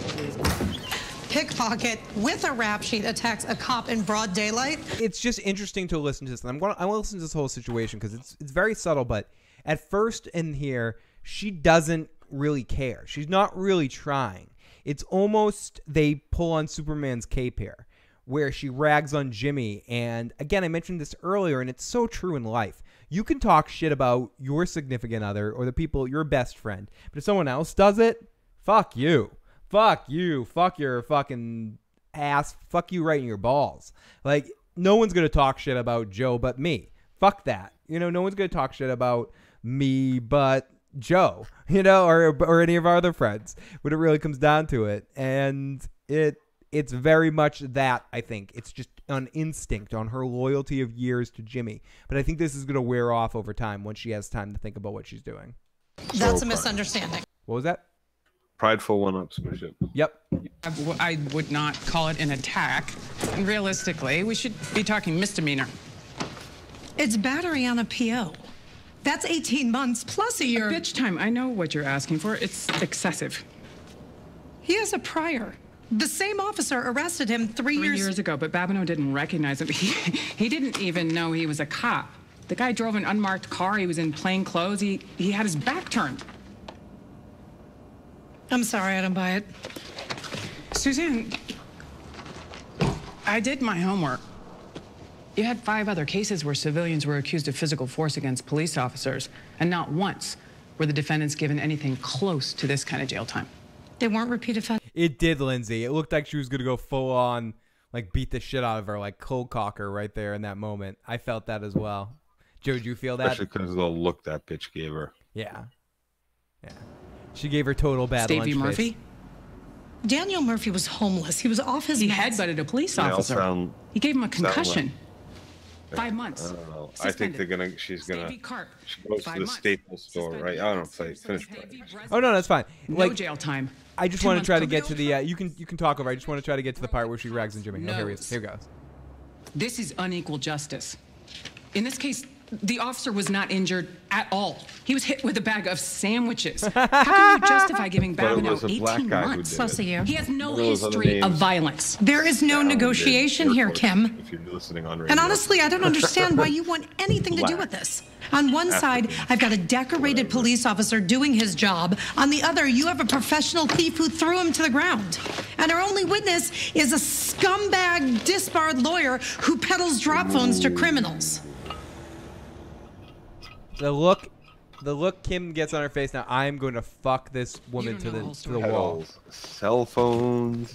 Little douchebag. And then Kim turns this around, and now she's in the game. I'm gonna go talk to him right now. I need you to back my play. Does that mean what I think it means? He's gonna call you after I talk to him, and you and I have to be on the same page. Huel can't run. He's gonna have to put on his big boy pants and go to jail. Shit. At least for a little while. Why can't he run? There's no way around it? He's not gonna do what they're pushing for, I promise you that. But I think she just wants to win the case and get and show this woman in a legal lawyer way that she can beat her and beat her in a fair game here in this situation. But she already knows that she's not gonna. She's not gonna get him off of jail time, but he's not gonna do 18 months. This is excessive. He's gonna do 6 months at most or something. And then she gets in her car though, right? And this is where she gets some idea she hatches, so she gets her ass over to fucking Staples, right? And buys crayons. And so this is what I'm thinking. This is she buys markers and all sorts of office supplies. Right. And But hold your thought 1 second just to finish off this episode. she's convinced that Jimmy's going to do something, that Jimmy's just going to go into action and blackmail this cop guy. drunk and go do the cop shit. Stuff. And she calls him after going to Staples and says, wait, I have a better plan. And that's the end of her episode. Because Joe, what's your she's speculation? Down with running a con to get this done. Not necessarily a con, but she's down to running some sort of scheme that's not just about lawyering. I think she's going to run some sort of PR thing, you know, get a whole bunch of people down to the courthouse, protest that, you know, this is a racist act by the prosecutor's office because this guy hit a cop with sandwiches. Other people broke cops' noses and got far less. And they're going to, you know, even though the prosecutor's like, second offense, blah, blah, blah, they're going to completely downplay second offense bullshit and make it about the individual act, the circumstances around it, and make it a big PR press thing and all that.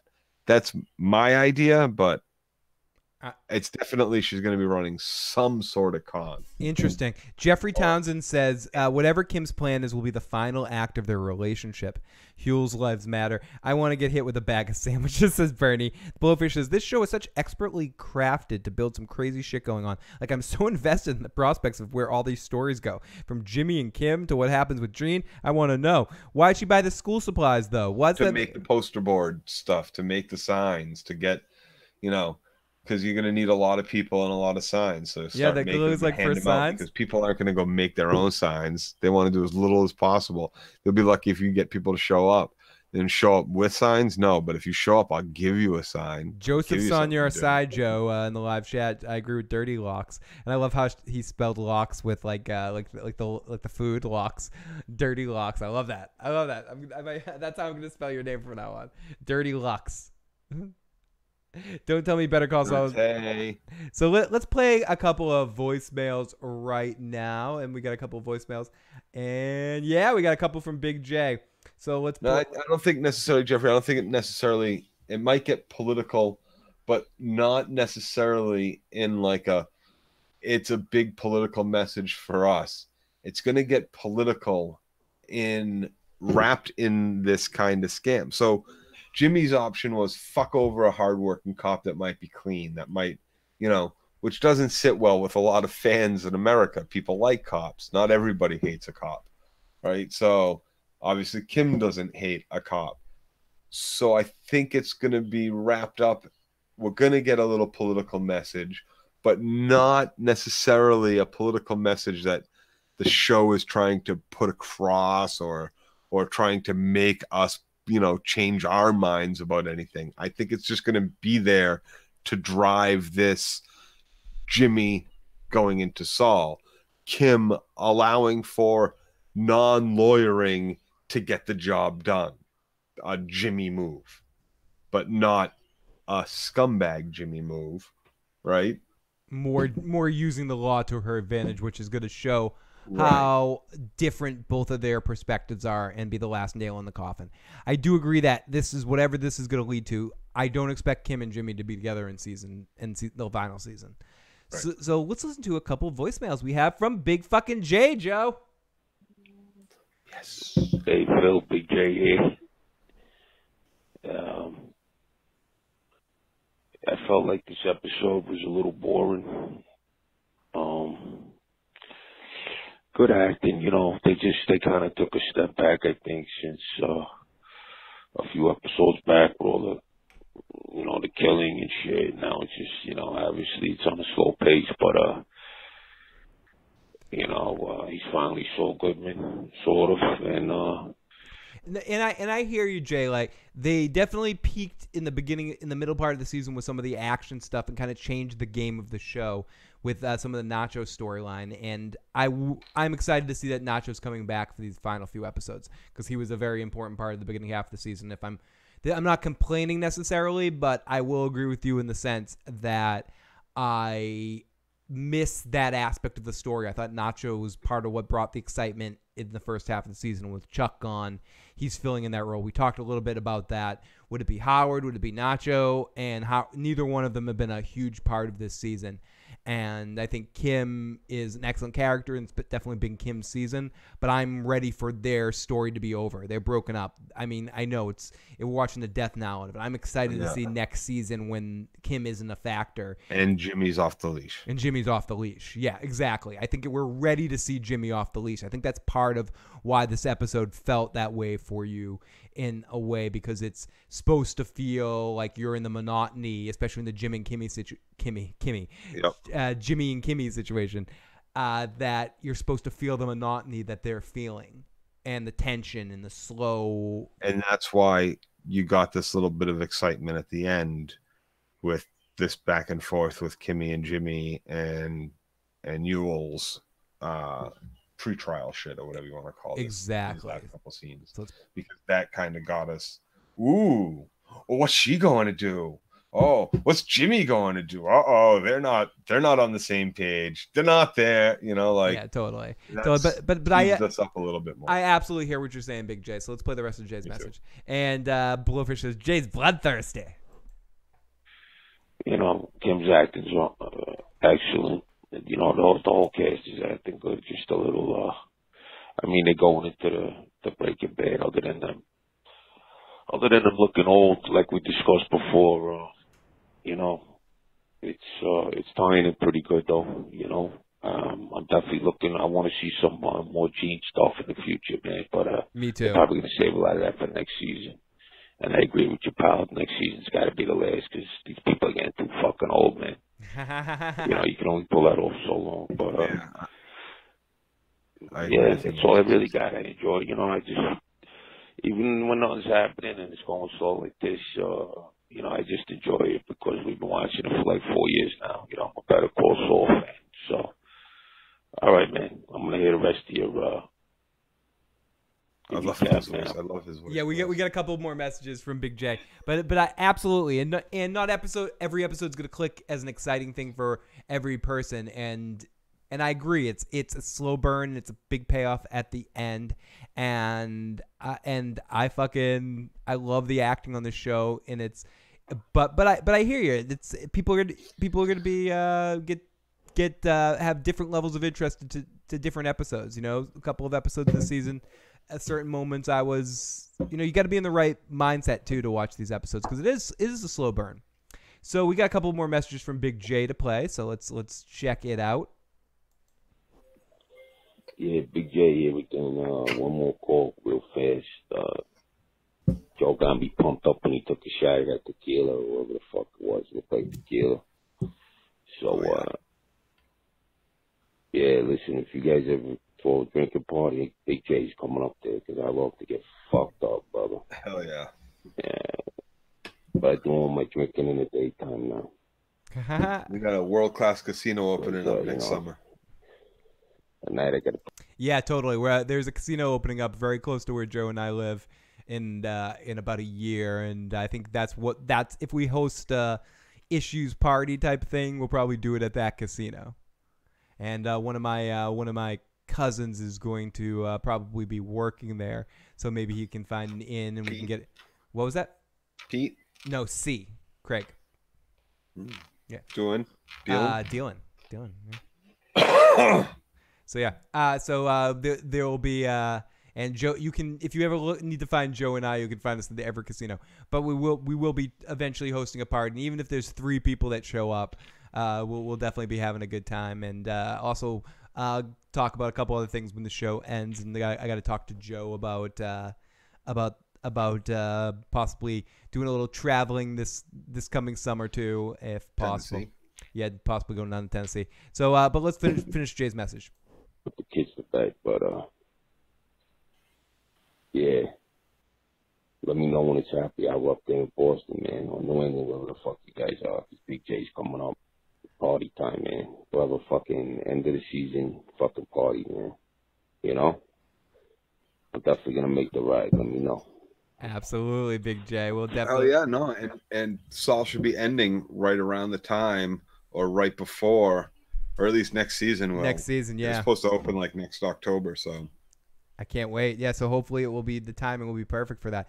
And we have one more message from Big J. Then we're going to run through the chat one more time and then call the Saul discussion a wrap. So let's listen. I agree with Jim. I agree with. Oh, this is from the other Jay. This is from our good buddy Jay SM Down. Sorry, I saw Jay on the name. I have first name, so it's different Jay. This is our good buddy SM Down Jay, one of our other longtime callers. I agree with Jim. I agree with Jimmy's plan. I like a plan that a lawyer comes up for me, or a suspended lawyer comes up for me where I get no jail time. I hate a plan that says, "Oh, I get 6 months instead of 18 months." That's some bullshit. I want a better lawyer. Yep. Get that fucking cop drunk and trip him in the fucking aisle. Hell yeah. Oh, it's all I'm down. Oh, God. Fuck that cop. Fuck whatever the fuck scam shit bullshit he was trying to fucking run. Drunk bastard. You know? Yeah. It's lucky I didn't fucking kill him after beating him with the sandwiches and bury his body off in the fucking desert. Fuck him. Dirty bastard. So everybody, let's go to the live chat. We got Cannibal says Everett. I just hope they don't have us wait another 18 months for this new season. I agree. I hope and great to see you in the live chat. It is. I hope we get it more sooner rather than later, especially if it's going to be the final season. I'm ready for it. Just give it to us. Just give it, dudes. Just give it to us. It's about time. Give it to us now. Would they do a longer second part, season 5, like Breaking Bad did? I don't think so. I think part of that situation with Breaking Bad was a little bit of inside information. Inside information. Breaking Bad, Vince Gilligan and the whole team, they only wanted to do 5 seasons, like specifically 5 seasons in the normal run that they did. But AMC really wanted them to do another season. They wanted them to stretch it out. They're like, Breaking Bad ratings are finally getting really crazy. It's getting press as the best show on television. Can you drag this thing on 2 or 3 more seasons to like? No. So we can Walking Dead this. Could you guys do this? So we could Breaking Bad this? Yeah, so no, I'm saying that's what they were asking. Right. I thought you were saying they said that. Okay. No, you came in halfway here. This is what they said to the Breaking Bad guys with Breaking Bad. They wanted Breaking Bad to last to like season 8 or something. 20. Yeah, could you do 20 seasons of Breaking Bad? Could you get Walt and Jesse cooking again and just? It's not Breaking Bad anymore. That's I'm bad. Yeah, I'm very bad. I'm a very bad man. Very, very bad. I'm a very bad man, Joe. They wanted, so they argued with it, and they were like, no, we only want to do 5 seasons. And they said, well, will you do 6? And they said, no, we won't do 6. Well, will you do 5.5? Okay, we'll do 5.5. Okay, we'll do 5.5. So they agreed to do 5.5, and that's why you got that a little bit of an extra burst with that side story in the beginning of half of the last season before the Hank and Walt stuff got dealt with, where they turned. This ain't Breaking Bad, but this is probably arguably better. I talked about this a little bit in the last podcast, Joe. And we talked about this before with you too. 4 seasons in here. Do you enjoy the show more than Breaking Bad? Is this more at some point, I think in season 4, right around the time where he's got the car wash again. Is that season 4? Season 4 is the conclusion of the Gus storyline. It ends with spoiler. So halfway through season 4, okay, because I remember I stopped. It came back. There was a break, right? Were they doing like the half season break shit? I honestly forget. I think it came back and I hadn't, or I maybe missed a week, and then so I stopped watching, and I didn't get interested in coming back to watch it. And then you were like, dude, you gotta watch it, man. They wrap up a bunch of the Gus shit, I think, and then I watched it, and I was like, oh. And I was able to get back into it, but I started to lose it either halfway through 4 or halfway through 5. And you feel like you haven't lost it at all ever with Better Call Saul?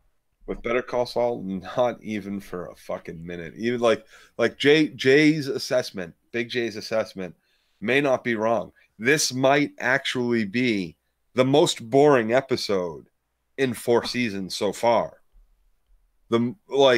It may be, as far as like excitement level, what's actually going on, like for a casual fan, it may very well be the most boring episode in 4 seasons, but it's still riveting to me. there was still enough little things in there where it's still really fucking good. Continuity, they get so much right. They look at each scene with a critical eye that most shows couldn't even fathom. Like, where do we place the camera? Don't just throw the camera in front of the fucking people in front of the camera. What color, like filter, what Instagram filter are we gonna fucking use on this fucking frame? Just what's the perfect so song here? Detail. What's the perfect detail of the cut of the edit? No, I agree with you.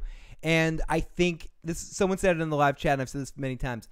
I think they're better at what they do now, but Breaking Bad is a better narrative. You can make that argument. But Breaking Bad for me is a tighter narrative. They're better. See, I don't know about that. I don't know about. I think there's the character study. The character study on Breaking Bad or on Better Call Saul is better. I think the narrative of Breaking Bad is better. With the addition of the extra seasons and the not necessarily knowing whether or not or how many seasons they were going to do in the first place. With we were going to kill Pinkman, but we didn't kill Pinkman. There's enough in the Breaking Bad. Hold on. There's enough in the Breaking Bad series to say there's a lot of filler episodes and the narrative can get lost a little because the narrative is Breaking Bad. It's not I am bad. You're talking about the best show of all time. Well, before season 3, he is no longer a good man. Don't make me do this to like. I hear what you're saying. I just, oh God, I'm more compelled, glued to my eyes glued to the screen in the intense moments. The intense moments of Breaking Bad are so intense are far superior in almost any show ever. The way they handle those kind of moments, the interactions. There haven't been very many intense moments on this. No, and as much as all the great interactions have been on par with this. For me, Walt and Jesse are one of the all-time great television pairs ever put together, and I think their dynamic in the way Bryan Cranston and Aaron Paul are Norton. They're Norman Cliff, Norton and Gleason. They're Norman Cliff. No, they're Norton and Gleason. They're the odd couple. They're the modern day odd couple of excellency. Like Breaking Bad to me is like the perfect alignment of characters and situations. Gus and Hank and Skyler and but I hear what you're saying. Better Call Saul. Skyler's a poor man's Carmela. But Better Call Saul is a tighter package, and they all can eat a dick to the Ozark's wife, Miss Bird. There, she has the one ring to rule them all. And that's because she fucking dives in and joins. No spoiler alerts. No spoilers. Yes, wait, everybody, Better Call Saul discussion is over. Better Call Saul's discussion's over. If you enjoyed this, please hit the like button, please hit the subscribe button. But yeah, we've moved on. But I just want to end it. We're in a more general abstract realm of conversation. We're not going to be talking specifics, but be prepared for after show stream of consciousness now. So, dude, she is the best version because she's such an amazing television character. She's one of my favorite in years. So with Bateman in that, he reminds Katie and I of the way he carries himself through a scene and through a lot of these intense moments is very Ray Donovan-ish. I don't think you watched. I haven't watched that, but it's extremely Ray Donovan-ish without the overt violent nature of Ray Donovan, who is very Tony Soprano-ish as well. But Bateman brings that kind of quiet, revered, thoughtful Ray Donovan approach to everything, right?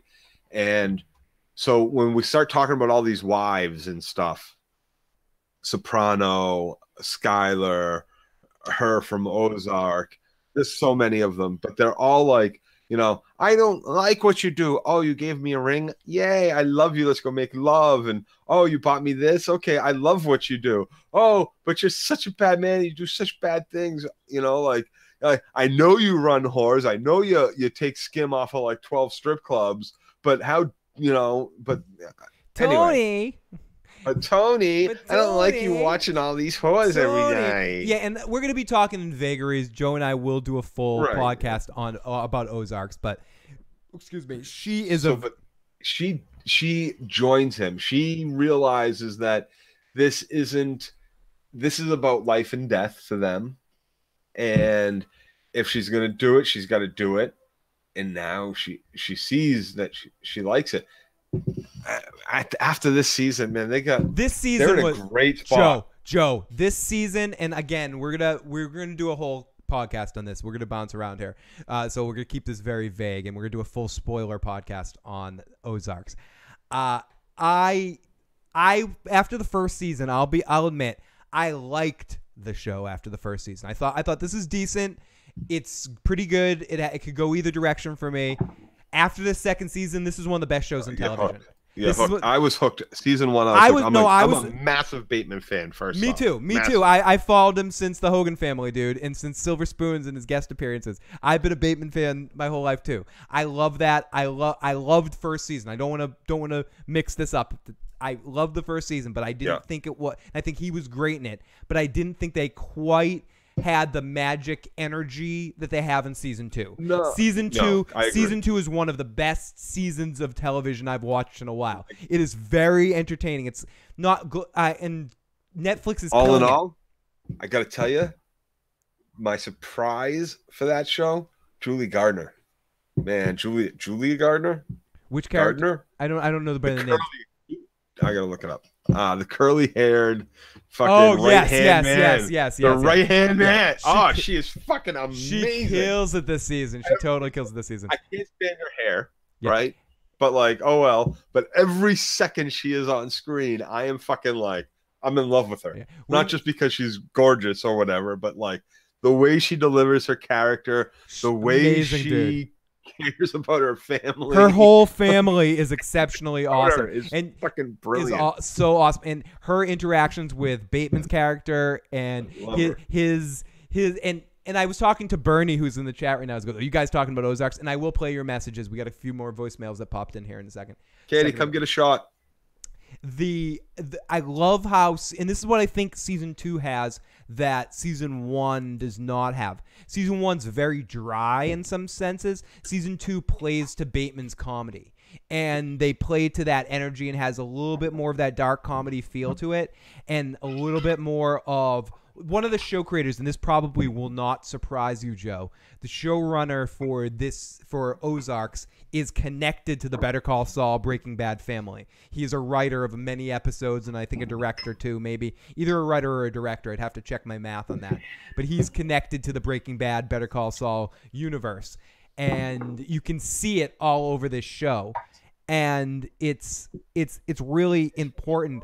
In season 2, they definitely pick up the funny factor, pick up the energy. I love his son. His daughter is one of the worst characters on television. Oh, she is horrible. She's written like the Homeland daughter. She's written like every is it the writing or is it teenage daughter? Is it writing or is it the actress? Could another actress pull that off? No, it's both the writing and the actress. First off, I think they cast her wrong. She almost looks older than Julia Garner's character Ruth, right? Yeah, almost. She almost looks older, but they do a lot of trying to make Ruth look young as schoolgirly kind of thing. But a big part of it has to do with that girl is that girl is English? Yeah, apparently, according to Paul. But they definitely cliche that daughter without it. Now they did some interesting stuff with the son in season 1 and in season 2. Some really interesting stuff. The son is awesome, but they completely cliched that fucking daughter to the point where she is like a mirror of Homeland. She's a mirror of the Ray Donovan daughter. She's a mirror of no, not Soprano daughter. Meadows her own character. Meadow. Yeah, but like you name it, she is the stereotypical cliche awful fucking teenage daughter, Joe, and she does it poorly, and the actress does it poorly. It's almost like that one of these things is not like the other. Everything else hits a home run on that show, but she is she's the stinker. Yeah, Quinn from Ideas of Ice and Fire said something along the lines, I forget his exact wording, but she's one of the worst characters in television in a long time, and I don't disagree with that. She's because everything else in that show is so perfect, she sticks out like a sore thumb as being not quite fitting with the dynamic of the rest. Yeah. And she's horrible. She's a horrible actress. She's not a horrible actress. There are, I have seen worse, but she's bad for this role. She's bad for they wrote her poorly. Yeah, there will be I no really spoilers. Again, I repeat, there will be no spoilers about Ozarks. We're going to speak in generalities. We will do a spoiler review very soon. I was actually just about to spoil. I hope what they kind of set up with her as what they were doing with her character, the direction that character decided to take for her story. I'm hoping that goes through. I hope that the conclusion of that does make her character more interesting, Joe. But okay, let's stop right there. Let's stop right there. We're gonna stop by allowing her to get everything she desires. Yes, exactly. I hope she gets everything. I agree. I hope she gets everything that she desires and more. Jane Brady sucks. Let's play a couple of voicemails and change up the tone here, so before we spoil Ozarks. No, we will not. We will not. We promise that. You can listen to us with safety here. Fake news. She was born in the Bronx. Doesn't mean she didn't live in England and her parents weren't English, dude. Birdie, let's listen to we got our good buddy Hannibal O'Neill with a voicemail. Let's listen to Hannibal's voicemail. Let me bring up the volume first. Here you go, buddy. Hey, what's up, Phil? What's up, Joe? It's a little off topic, but Phil knows what I'm talking about. The band Tree, they have this talking about casinos. They have this song called Everett. It has nothing to do with casinos, but it's local, whatever. And also, you got to check out this fucking show on Netflix called Disenchantment. It's The Simpsons meets fucking Game of Thrones. And it's fucking, I love it. I just keep on watching it. But anyways, cheers. You guys have a good time. No, it's good. We're bouncing around here. I watched it all. I watched it all actually the day it aired. I think the back half of the season was a little bit more interesting than the first half. I definitely love it. I'm a huge Futurama fan, and hearing a lot of the same voice actors on it is really great. Billy West and Joe DiMaggio kick ass as their characters are my favorite part of the show. I'm excited to see where it goes in future seasons. I was definitely feeling it. There's so many great animated shows, so many great just on Netflix. Joe was mentioning Big Mouths. I'm a huge card-carrying member. Already binged the entire season of BoJack Horseman, and it still remains to be one of my favorite shows on TV. I know it's not. I tried it. I know it's not. I know it's not for everybody. Another. I know. A lot of people love it. It's not for everybody, but like whatever, everyone has it. There's a lot of really good shit on Netflix right now, and for whatever it's worth, not to spoil it at all, another excellent season of BoJack Horseman. I liked last season maybe a little bit better, but this season definitely had some great moments. Very deep, dark shit. When you watch it, you're gonna feel something, and it made you feel a lot of times. It's a lot of cool stuff. And the new season of American Vandal also came out, and it wasn't necessarily what I expected it to be. I expected it to be another season about the dicks, and instead it's another case altogether called about the turd burglar. And I didn't feel it quite at first, but it's definitely, the quality is still there, and it's if you liked it season 1, maybe you're not going to like it right at first because you're going to want to hear more about drawing the dicks, but you're eventually going to kind of get into it again because it's the same style of documentary. I would say the acting in season 1 is a little bit better. Season 2, they feel a little bit more like acting. It reminds me of those movies, the Paranormal Activity movies, where at a certain point in time you can just tell everyone knew I am acting in this situation. And even though the quality of the show, the movies kept getting better, the acting got worse. I am really here in this situation. Now I feel bad. That's actually probably her her hair is really curly like that. You're I such hate what they do with their hair. I think it's natural. You're such an asshole. Animal. Bojack is great too. What about But I always still think she's gorgeous. And Joe? I still love her to death on the show. Joe and Jay, I'm gonna play your message too in a second here. I want to say I love music of Better Call Saul. Every song perfectly fits the tone of every character scene, and the lyrics apply to everything. I agree. Super. Yeah. It everything touches in perfect, and it really adds to the dynamic of the season. They take the time to do that. About what they're fucking doing. They think about it. They think we could use any kind of low tempo song that has some sort of fucking like, heady lyrics to it, but they want to fucking take the time and put meaning to that shit. Yep, it's important. Joe, you drinking beer with ice? It is iced. Yeah, it's a nice cup with beer. Yeah, or it's like one of those frozen cups. There's not actually ice in there. Okay. I was like, what the fuck are you doing, dude? Yeah. You water down your beer with ice? No. It's a frozen cup. There were those like those fucking schmutzy footsie frozen motherfuckers. Let's go into the live chat. Joe, this one for you because I have watched this show, but I've mentioned this before. This is one of those shows that I'm saving for a sick month or something. Sometime when I'm laid up in bed to just binge watch the series when it's finished because I have to do that for some series for fun. But Joe, what are your opinions on It's Always Sunny in Philadelphia? As far as is it the greatest show of all time, or no? As far as sitcoms go, it is the best modern era sitcom to date. Ooh. Bar none. And by that I mean everything post Seinfeld, Friends as being modern era. Right. Right. So do you consider? And I know you've had a recent renaissance with Seinfeld in both Friends and Seinfeld, where shows that you did not like in the past that you've watched recently and grown a new respect for. I watch them on reruns all the time now, and I did not like them when they were first on television. I wasn't big, Yeah, no, especially Seinfeld. You especially hated Seinfeld. And I didn't watch TV back then a lot. Babylon 5 was like the only thing then I watched, like made sure I watched on television. Everything else was I was too busy getting high and drunk and being outside away from playing basketball. So you like modern not Modern Family. You like Always Sunny better. I love Modern Family. I'm saying like let me ask you a couple of direct questions. Do you like Always Sunny better than 30 Rock? Do you like 30 Rock? 30 okay, with Alec Baldwin? Yes, with Baldwin. Yes, and 30 Rock's a great show. Okay, do you like it better than Arrested Development? I do not. I like Always Sunny a lot, but I think I like Arrested Development the early seasons a little bit better. It's different. It's completely different kind of sitcom entertainment, and I see both of them. It's close, though. It's close. It's close. It would be like, those are two tough ones for me. There's some great that, like, Katie and I still joke about the chicken. You fucking chicken.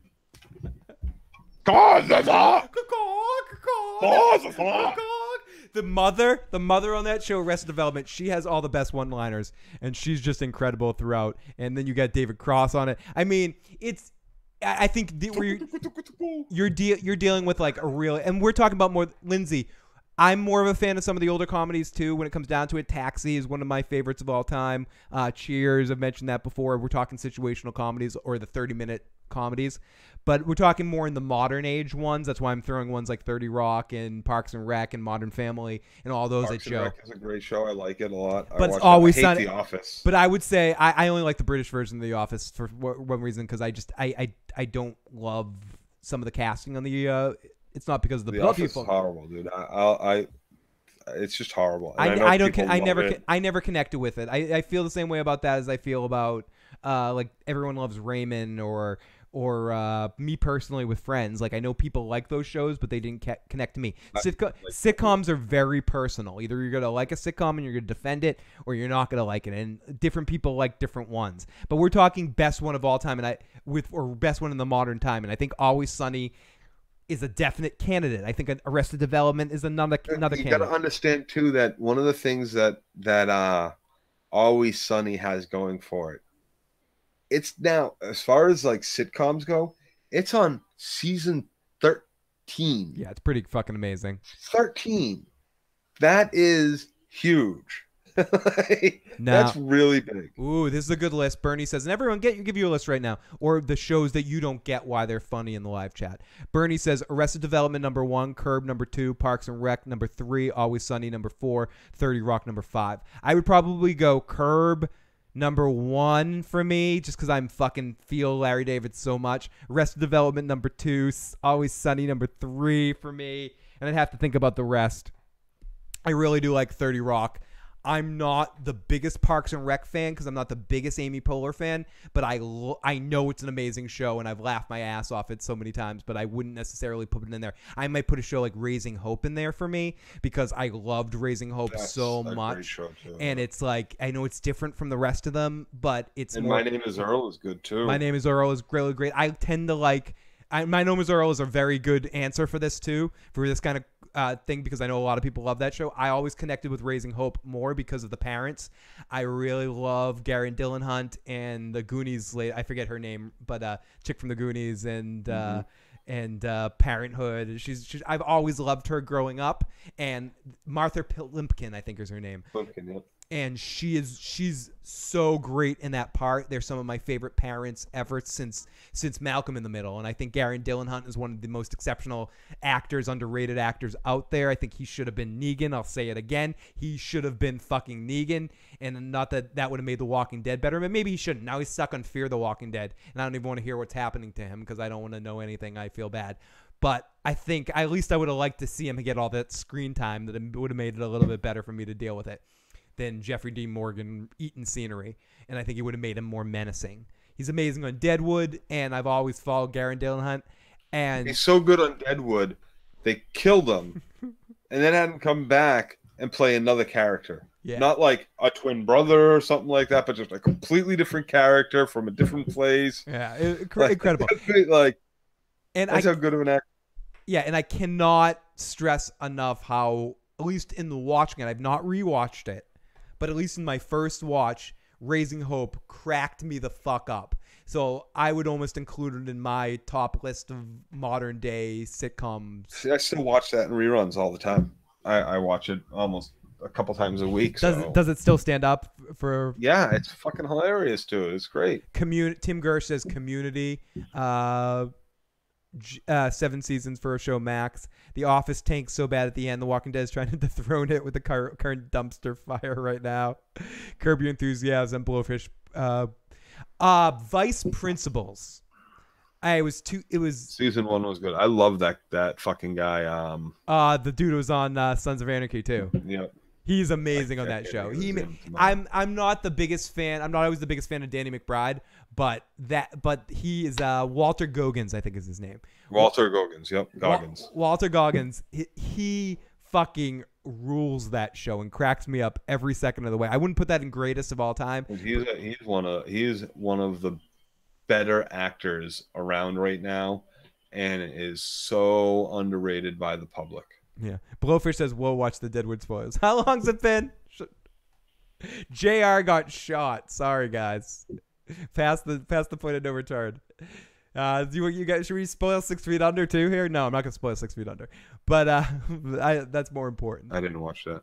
Good show. Good show. Morbid. I think you'd enjoy the sense of humor on it. Dexter is amazing on it. He kicks ass on that show. Oh, what a fucking shit show! I don't like that. I've not been able to get into Dexter. 3 or 4 times I've tried to watch it, but I loved the first few seasons. I hated the sister, and then what a shit fucking ending. Vice Principals was great. Walter Goggins is the best. Have you checked out The Deuce at all, Phil? It's from the same writer as The Wire. I have not checked it out yet, but I do see it on HBO. The Deuce, I think I saw that. Hey Joe, remember him in Sons of Anarchy? Walter Goggins was awesome in Sons of Anarchy as amazing. Fucking Tig's girlfriend. Yep, fucking amazing. Katie, come. Eastbound and Down, some funny moments. I've not watched Eastbound and Down. So Joe, we talked about modern day sitcoms, some of the best. But before we end here, let's talk about some of these classic sitcoms from, but not necessarily the modern age. What are some of your favorite ones? You mentioned if you were ranking that, I think some classic MASH. Cheers. I mean, let's take it. I'm going to take it all the way into the 90s. Kid favorites. I loved fucking Different Strokes. I loved Silver Spoons when I was a kid. I loved fucking Growing Pains. How about Who's how the about Boss? how about if we're talking about some of the best sitcoms of all time? Where would you put? And I know I'd put it very close to the top of my list here. News Radio. Amazing. Fucking one of the better shows. Fortunate it got fucking shut down so early. Due to, having to put John Lovitz on the show. No, I think. Are you talking about Spin? I think you're confusing it with Spin City. Oh, News Radio. News Radio is the Dave Foley show. John Lovitz. Oh, was John Lovitz on that show eventually? Took over for a dead. Oh, Phil Hartman. Phil Hartman. I'm sorry, I was confusing it with Spin City, where Michael J. Fox and Charlie Sheen. Okay, I'm sorry. Which was also a good show, but I don't think it lost. No, anything by adding Charlie Sheen. And it wasn't on the level. I mean, it's hard to lose someone like Phil Hartman. News Radio Prime. News Radio Prime is one of my favorites. And sorry, I gotta play Jay's message. Joe Rogan's fucking awesome on that show. Even that annoying fucking Stuart French, or not Stuart French. The Andy great show. Andy Dick. Third Rock from the Sun. Good one, especially some great stuff there. A little cheesy at times, but I definitely liked it. Bernie the Burnt, great pick. WKRP in Cincinnati. Kids in the Hall, Dave Full. Kids in the Hall is probably Kids in the Hall is amazing. Probably one of my favorite sketch comedy teams. Yeah, I was always a huge fan of Kids in the Hall. Phil, would you call Star Trek a Girly Drink Drunk? Would I call Star Trek a sitcom? No, I wouldn't. Sorry. Cheers is of course great. Frasier's amazing. Sitcom has to fall in a half-hour period. Yeah, I think so. I think from this definition, half an hour. Let's play Jay's message, and then we're gonna get back to sitcom. Girly stuff. Drink Drunk, best Kids in the Hall skit. Hey, And, of course, are Chicken Wings. those Germans you guys talking about in Breaking Bad? Because if not, then yeah, they probably will get killed somewhere here. And you can make death look like an accident too. Totally. No, I agree with you, Jay. They're fucking dead.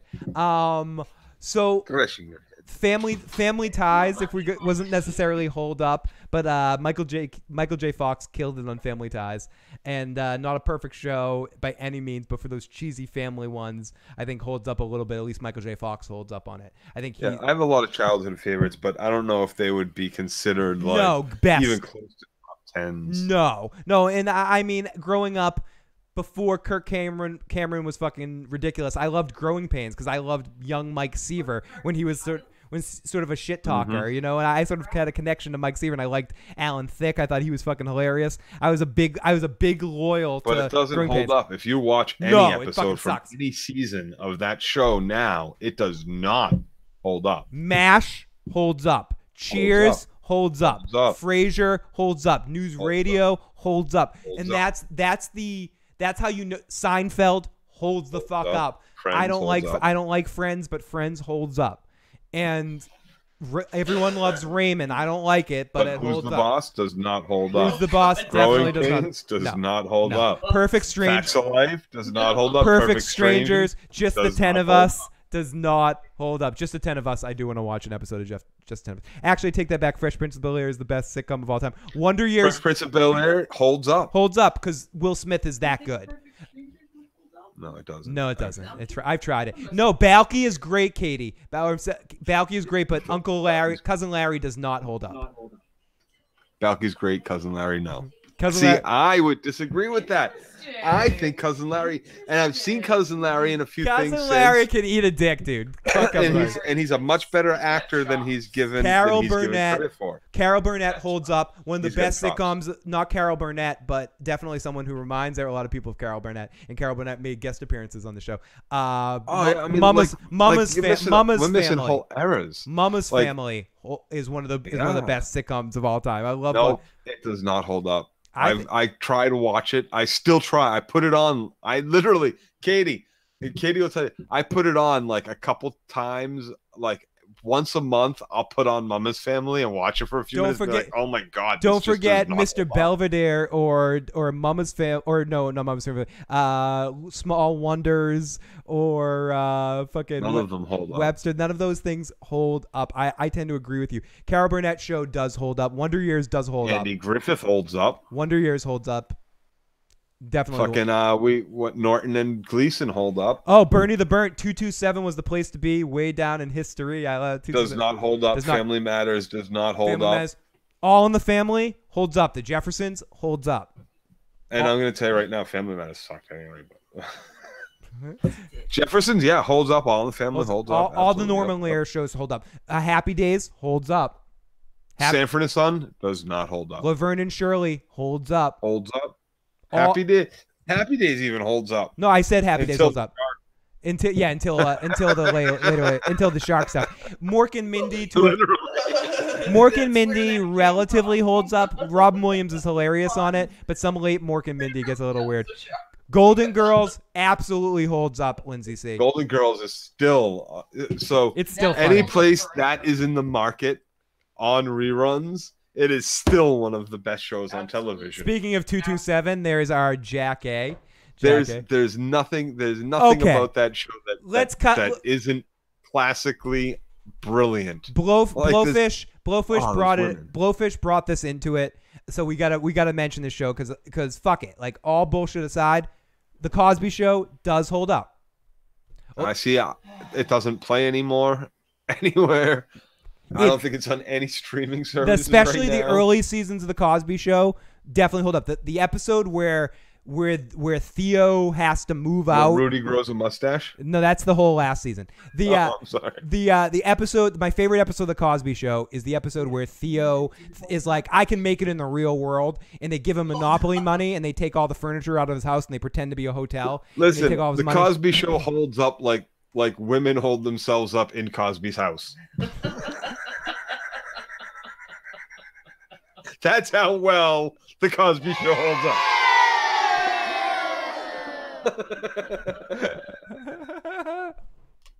Doogie Howser does not hold up. Oh my goodness. That was a good joke. Called A Different That was a good joke. That was pretty good, Joe. It's called A Different World, Bernie, and it does not hold up, even though Lisa Bonet is one of the most beautiful people on the planet. And also Whitney. It doesn't hold up. The Lisa Bonet seasons are pretty good, but then Lisa Bonet leaves, and it becomes like the Whitney show, and Sinbad's too much of a big character on that show. So unfortunately, it does not hold up. A Different World? Different World sucked, dude. What's his name? Different World was awesome. What's his name was in that show? Sinbad. Dwayne Wayne. Dwayne Wade, he was shooting threes. Dwayne Wayne. Laura D says, fuck. No, but what about Head of the Class? Head of the Class. Brad Pitt was in Head of the Class. No, he was in Growing Pains. No, that was Leonardo DiCaprio. No, but he was in Growing Pains too. Growing Pains, he played one of Carol's boyfriends. Brad Pitt was in. I don't know if he was in Head of the Class. I don't know. He played the hot chick's boyfriend. And he also played. He also was in Growing Pains. He was in Growing Pains. Good fucking IMDb that shit, Joe. I'm a douchebag.com. I got IMDb open right now. He was in Growing Pains. He played Carol's boyfriend in one episode. Brad Pitt.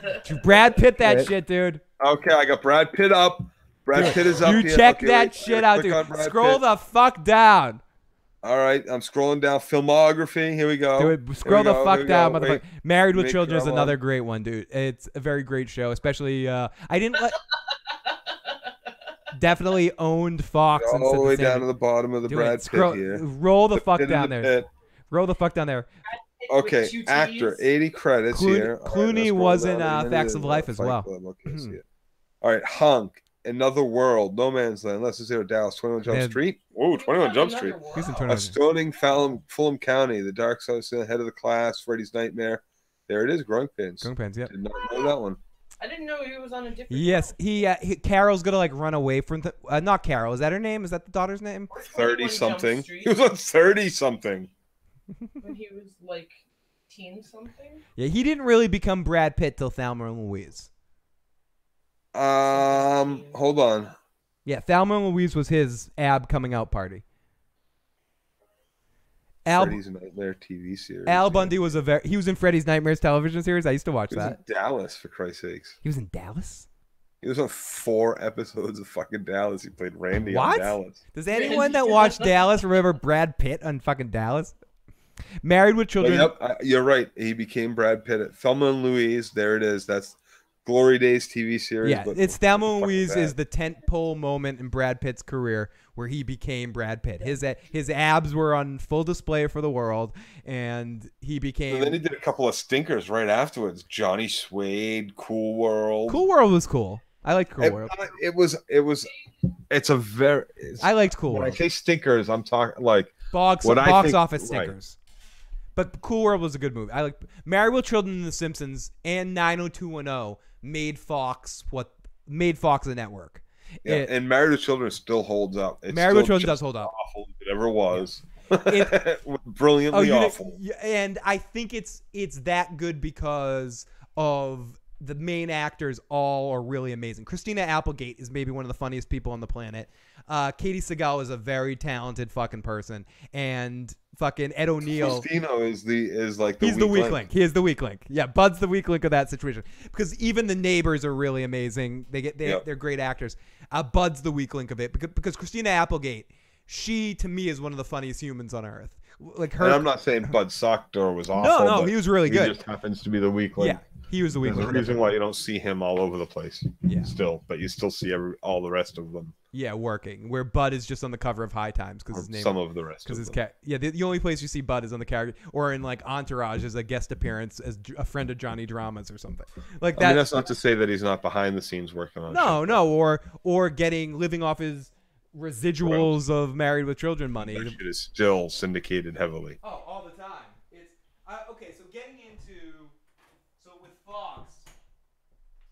Fox really did sell themselves on that Married with Children and on that Simpsons. Sunday night, 21 Jump Street, Married with Children, Gary Shandling, Tracy Ullman. Yep, but that was the and then they got rid of Gary and Tracy, and 90210 started. Then they got rid of 21 Jump Street after a couple seasons, but And then they gave Married with Children. Then they gave Depp his spin-off series. They gave him his own series. Oh, let's listen to Jay's message. I see Jan. I prefer Peg to Kelly.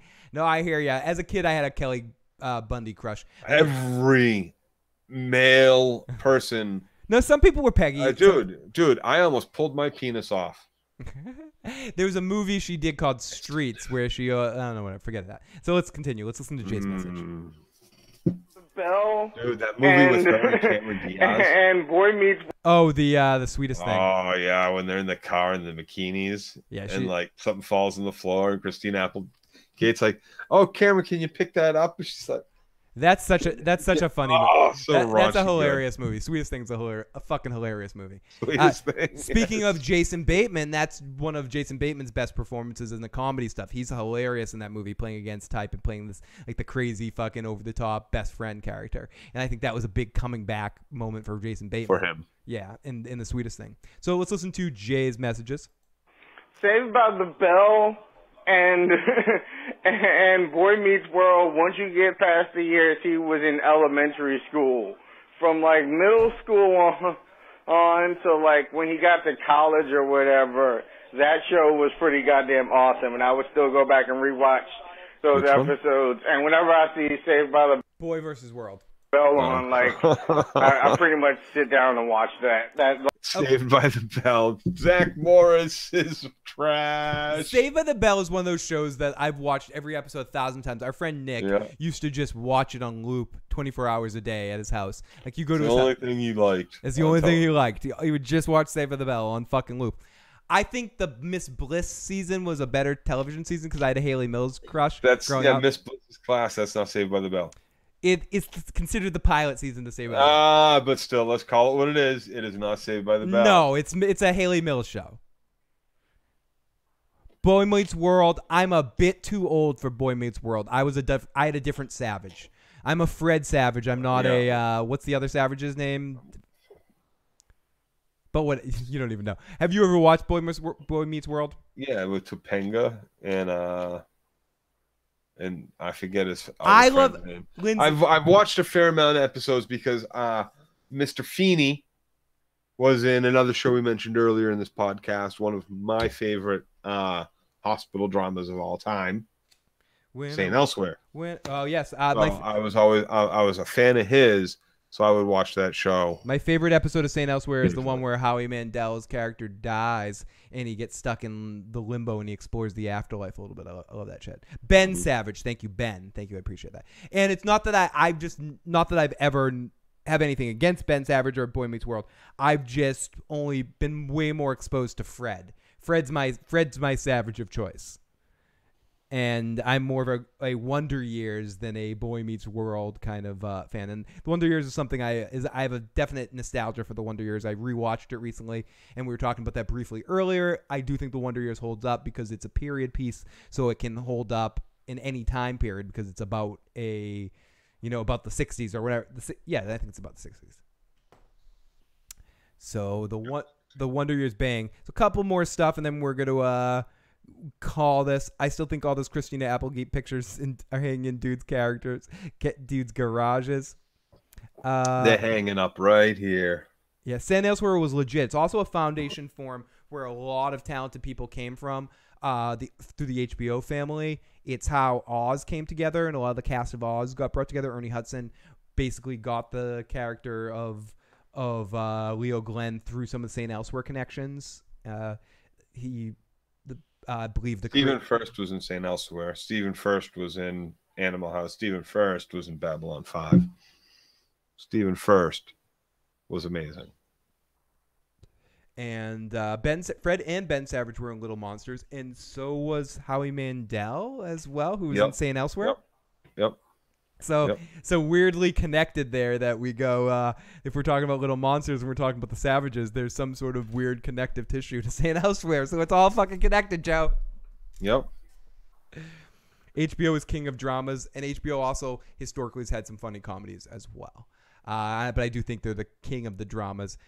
But some of HBO's biggest successes have been through comedies. It's easy to overlook a show like Sex and the City, but that's one of HBO's biggest hits. And Entourage. Entourage as well. Curb Your Enthusiasm, Fly the Conchords.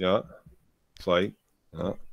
Did you say you would talk about the big Game of Thrones win? Yeah, let's talk about that. Let's finish this off. I know Joe isn't as high on the last season of Game of Thrones, but it is good to see Game of Thrones get this award. And get some recognition and even get as much heat as possible for this final season, Joe. At least that's what I want. I want the heat's on. Let's kill it. I'm open. The past is the past. I tend to like season 6 better than season 7 as well, but I think it being and season 5 better than 4. I do not like 5 better than 4. I think season 5 is the worst season. I mean 4 better than 5. I think 5 is the worst season. I would go 5 is the worst season. I think I would go in my rankings, if just briefly quick here, and this isn't the final rankings. What's going on in season 5? Season 5 is the Dorne stuff is a big part of it, and season 5 to me only really has 1 or 2 good episodes where we have like Hardhome, which is the big high point. Season 5 to me, Hardhome was fucking unbelievable. Yeah. Season 5 to me is easily that's the best zombie shit on any medium ever, anywhere. Like season that is 5 so as an good. overall though is the weakest season to me. I would probably go. This is just a quick thing. This is no finalist. 1, 4, 2, 3, what was 6. the season we saw in the theater? 6, 7, 5 would be my list. The final episodes of that season, we saw the final 2 episodes of 2 or 3. I think it was 4. 4? Really? Yeah, it was. Okay. I'm pretty sure. Yeah, I'll give it. Yeah, it's got to be. No, because it was Mance's army. Yeah, it was the Wall, the Battle of the Wall, and all that stuff. Season 6. No. Season 6 was the best. Says Nix. Season 6 was the best. Season 1 was the best. Season they killed 6 Ben was Stark in season 1. Ben? Did you just call him Ben, like Ben Savage? They killed Ben Stark. I said Ned. I'm pretty sure you said Ben. No, they killed Ben Stark in season 1. Season 1 was the best season, like most complete. Season 1 hooked everybody. Lindsay says it's easy to look past season 1 because you've probably seen season 1 4 times, because you've probably haven't seen season 1 in 4 or 5 years, but have watched season 1 4 fucking times. Like, You haven't watched season 5 4 times, but you remember it fondly, sure. But you watched season 1 4 fucking times. That's 40 hours of television. Season 1 is the best. No, season 1 is my favorite, and I would go 4. Then I would go 4. 2 and 3 are pretty even for me, but I really like 4. Get some of the best Tyrion stuff, and I like the Red Viper being around. Then I would go to season 6, which I think is very good. I think it's sort of an underrated, sneaky season. I really love season 6, and then I would say season 7, last season, and then I would put 5 as the last one for me. And I know a lot of people might put 7 as the last one, but I would definitely put 5. That would probably be my list of my favorite from favorite to least favorite Game of Thrones seasons. Why would that make it the best? Because you loved him. Wait, someone say I love Ned. Why would that make it the best? Because I think he's saying because of the build up and because of how it. Because you did not. Nobody, not a single person on the face of the earth saw that fucking sword coming down. Not one. I thought it was like a dream sequence for a second. I'm like, what? Right. Seriously. Like I could start fucking yelling about that shit right now. Like, no, season 1 is the closest representation from a book to screen representation that's ever happened. It's very close. There's a couple of changes, and I even think there's some changes for better. I like the way the Jamie-Ned interaction happens better on the show. There's a couple of other moments that I don't think are as quite as good, but that's one example of something that's good. Arya and Tywin, is that season or is that later on? Either way, no, I think that's later. That's later on. But there are some other changes in those first 3 seasons, especially, that I think work on the show. That I'm like, oh, I like this actually a little bit better, and I'm not afraid to say that. And I think in season 1, the Jamie-Ned interaction when they fight is better than Ned hurting himself falling off a horse. But whatever. There's other. But I think generally speaking, season 1 is the best example of a book to screen. So let's take a couple of live chats, and then I guess Joe, I'll let you go. I'm getting there. Yeah, Joe's just about there. No, I watch all seasons over 75 times. If I watch clips of any character, I'm exhausted. Every episode, season 6 was my favorite. Every episode was amazing and a total payoff. Season 6 is definitely up there, Nix. I love season 6. I think it's the sneaky good season. When people want to just rag on Dan and Dave, they can kind of overlook. I think season 6 is a winner. What's going on in season 6? Ultimately, your fucking your Kingsmoot season? No, I mean, is that in the season 6? Yeah, no, because that's fucking bullshit. All that fucking Iron Island. My Kingsmoot. Why are you trying to put the all that Iron Island bullshit is bullshit on this show? All of it. Why are you making me a Greyjoy Make fan? 1,000 ships. I'm pretty sure that. Why was are you in making me 6, a Greyjoy? Why are you making me a Greyjoy fan? 1,000 ships season 6? Because if it was, that automatically takes it out of the running for best season. Oh my goodness! Season 6 of Game. 1,000 ships from my island with no trees. You're such a dick sucker. Because it was season 6, and you know that sucked. I don't know if it was season 6. But season 6 also might have been like the burn them all alive in the house. Yeah, season 6 had the Hodor moment. Season 6 had hold the door, broken man. It had battle. That puts it back in the running. It had Battle of the Bastards in the Winds of Winter as the conclusion of the season. Battle of the Bastards, huge battle. Winds of Winter when Cersei burns everybody. You guys might be right about this. Yeah, no, it is. But the Book of the Stranger, I think season 6 from beginning to end is a really good season, especially the way it ends. And that's little fat boy goes and steals the sword. Yeah, steals the sword is so yeah. We get Bran back dealing with some of his powers. I really like that. I didn't like any of the Ramsay Reek stuff. Not at all. Fill the issues, guys, says Laura. And book readers laugh in the whole seasons.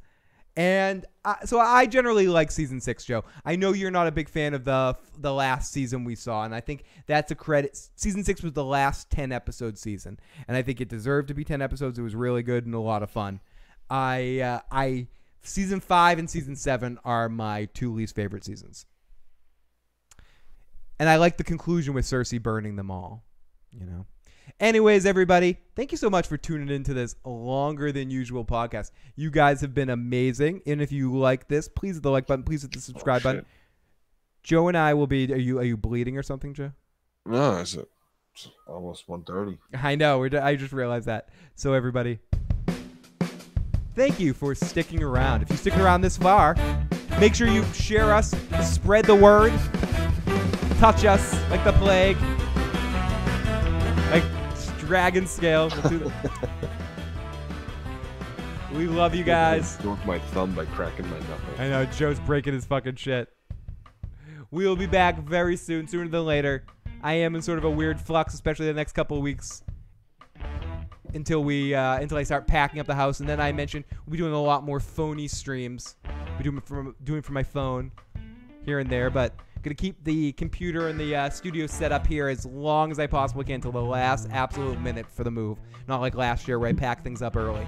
Like literally the day of the move, I will pack this shit up. So I'll keep it set up. Like last year. Or 4 years ago when I moved last time. Yeah, 4 years ago. Last time I meant to say. I was thinking 4 years and I was thinking time, so it combined. Have a good night, everybody. Peace.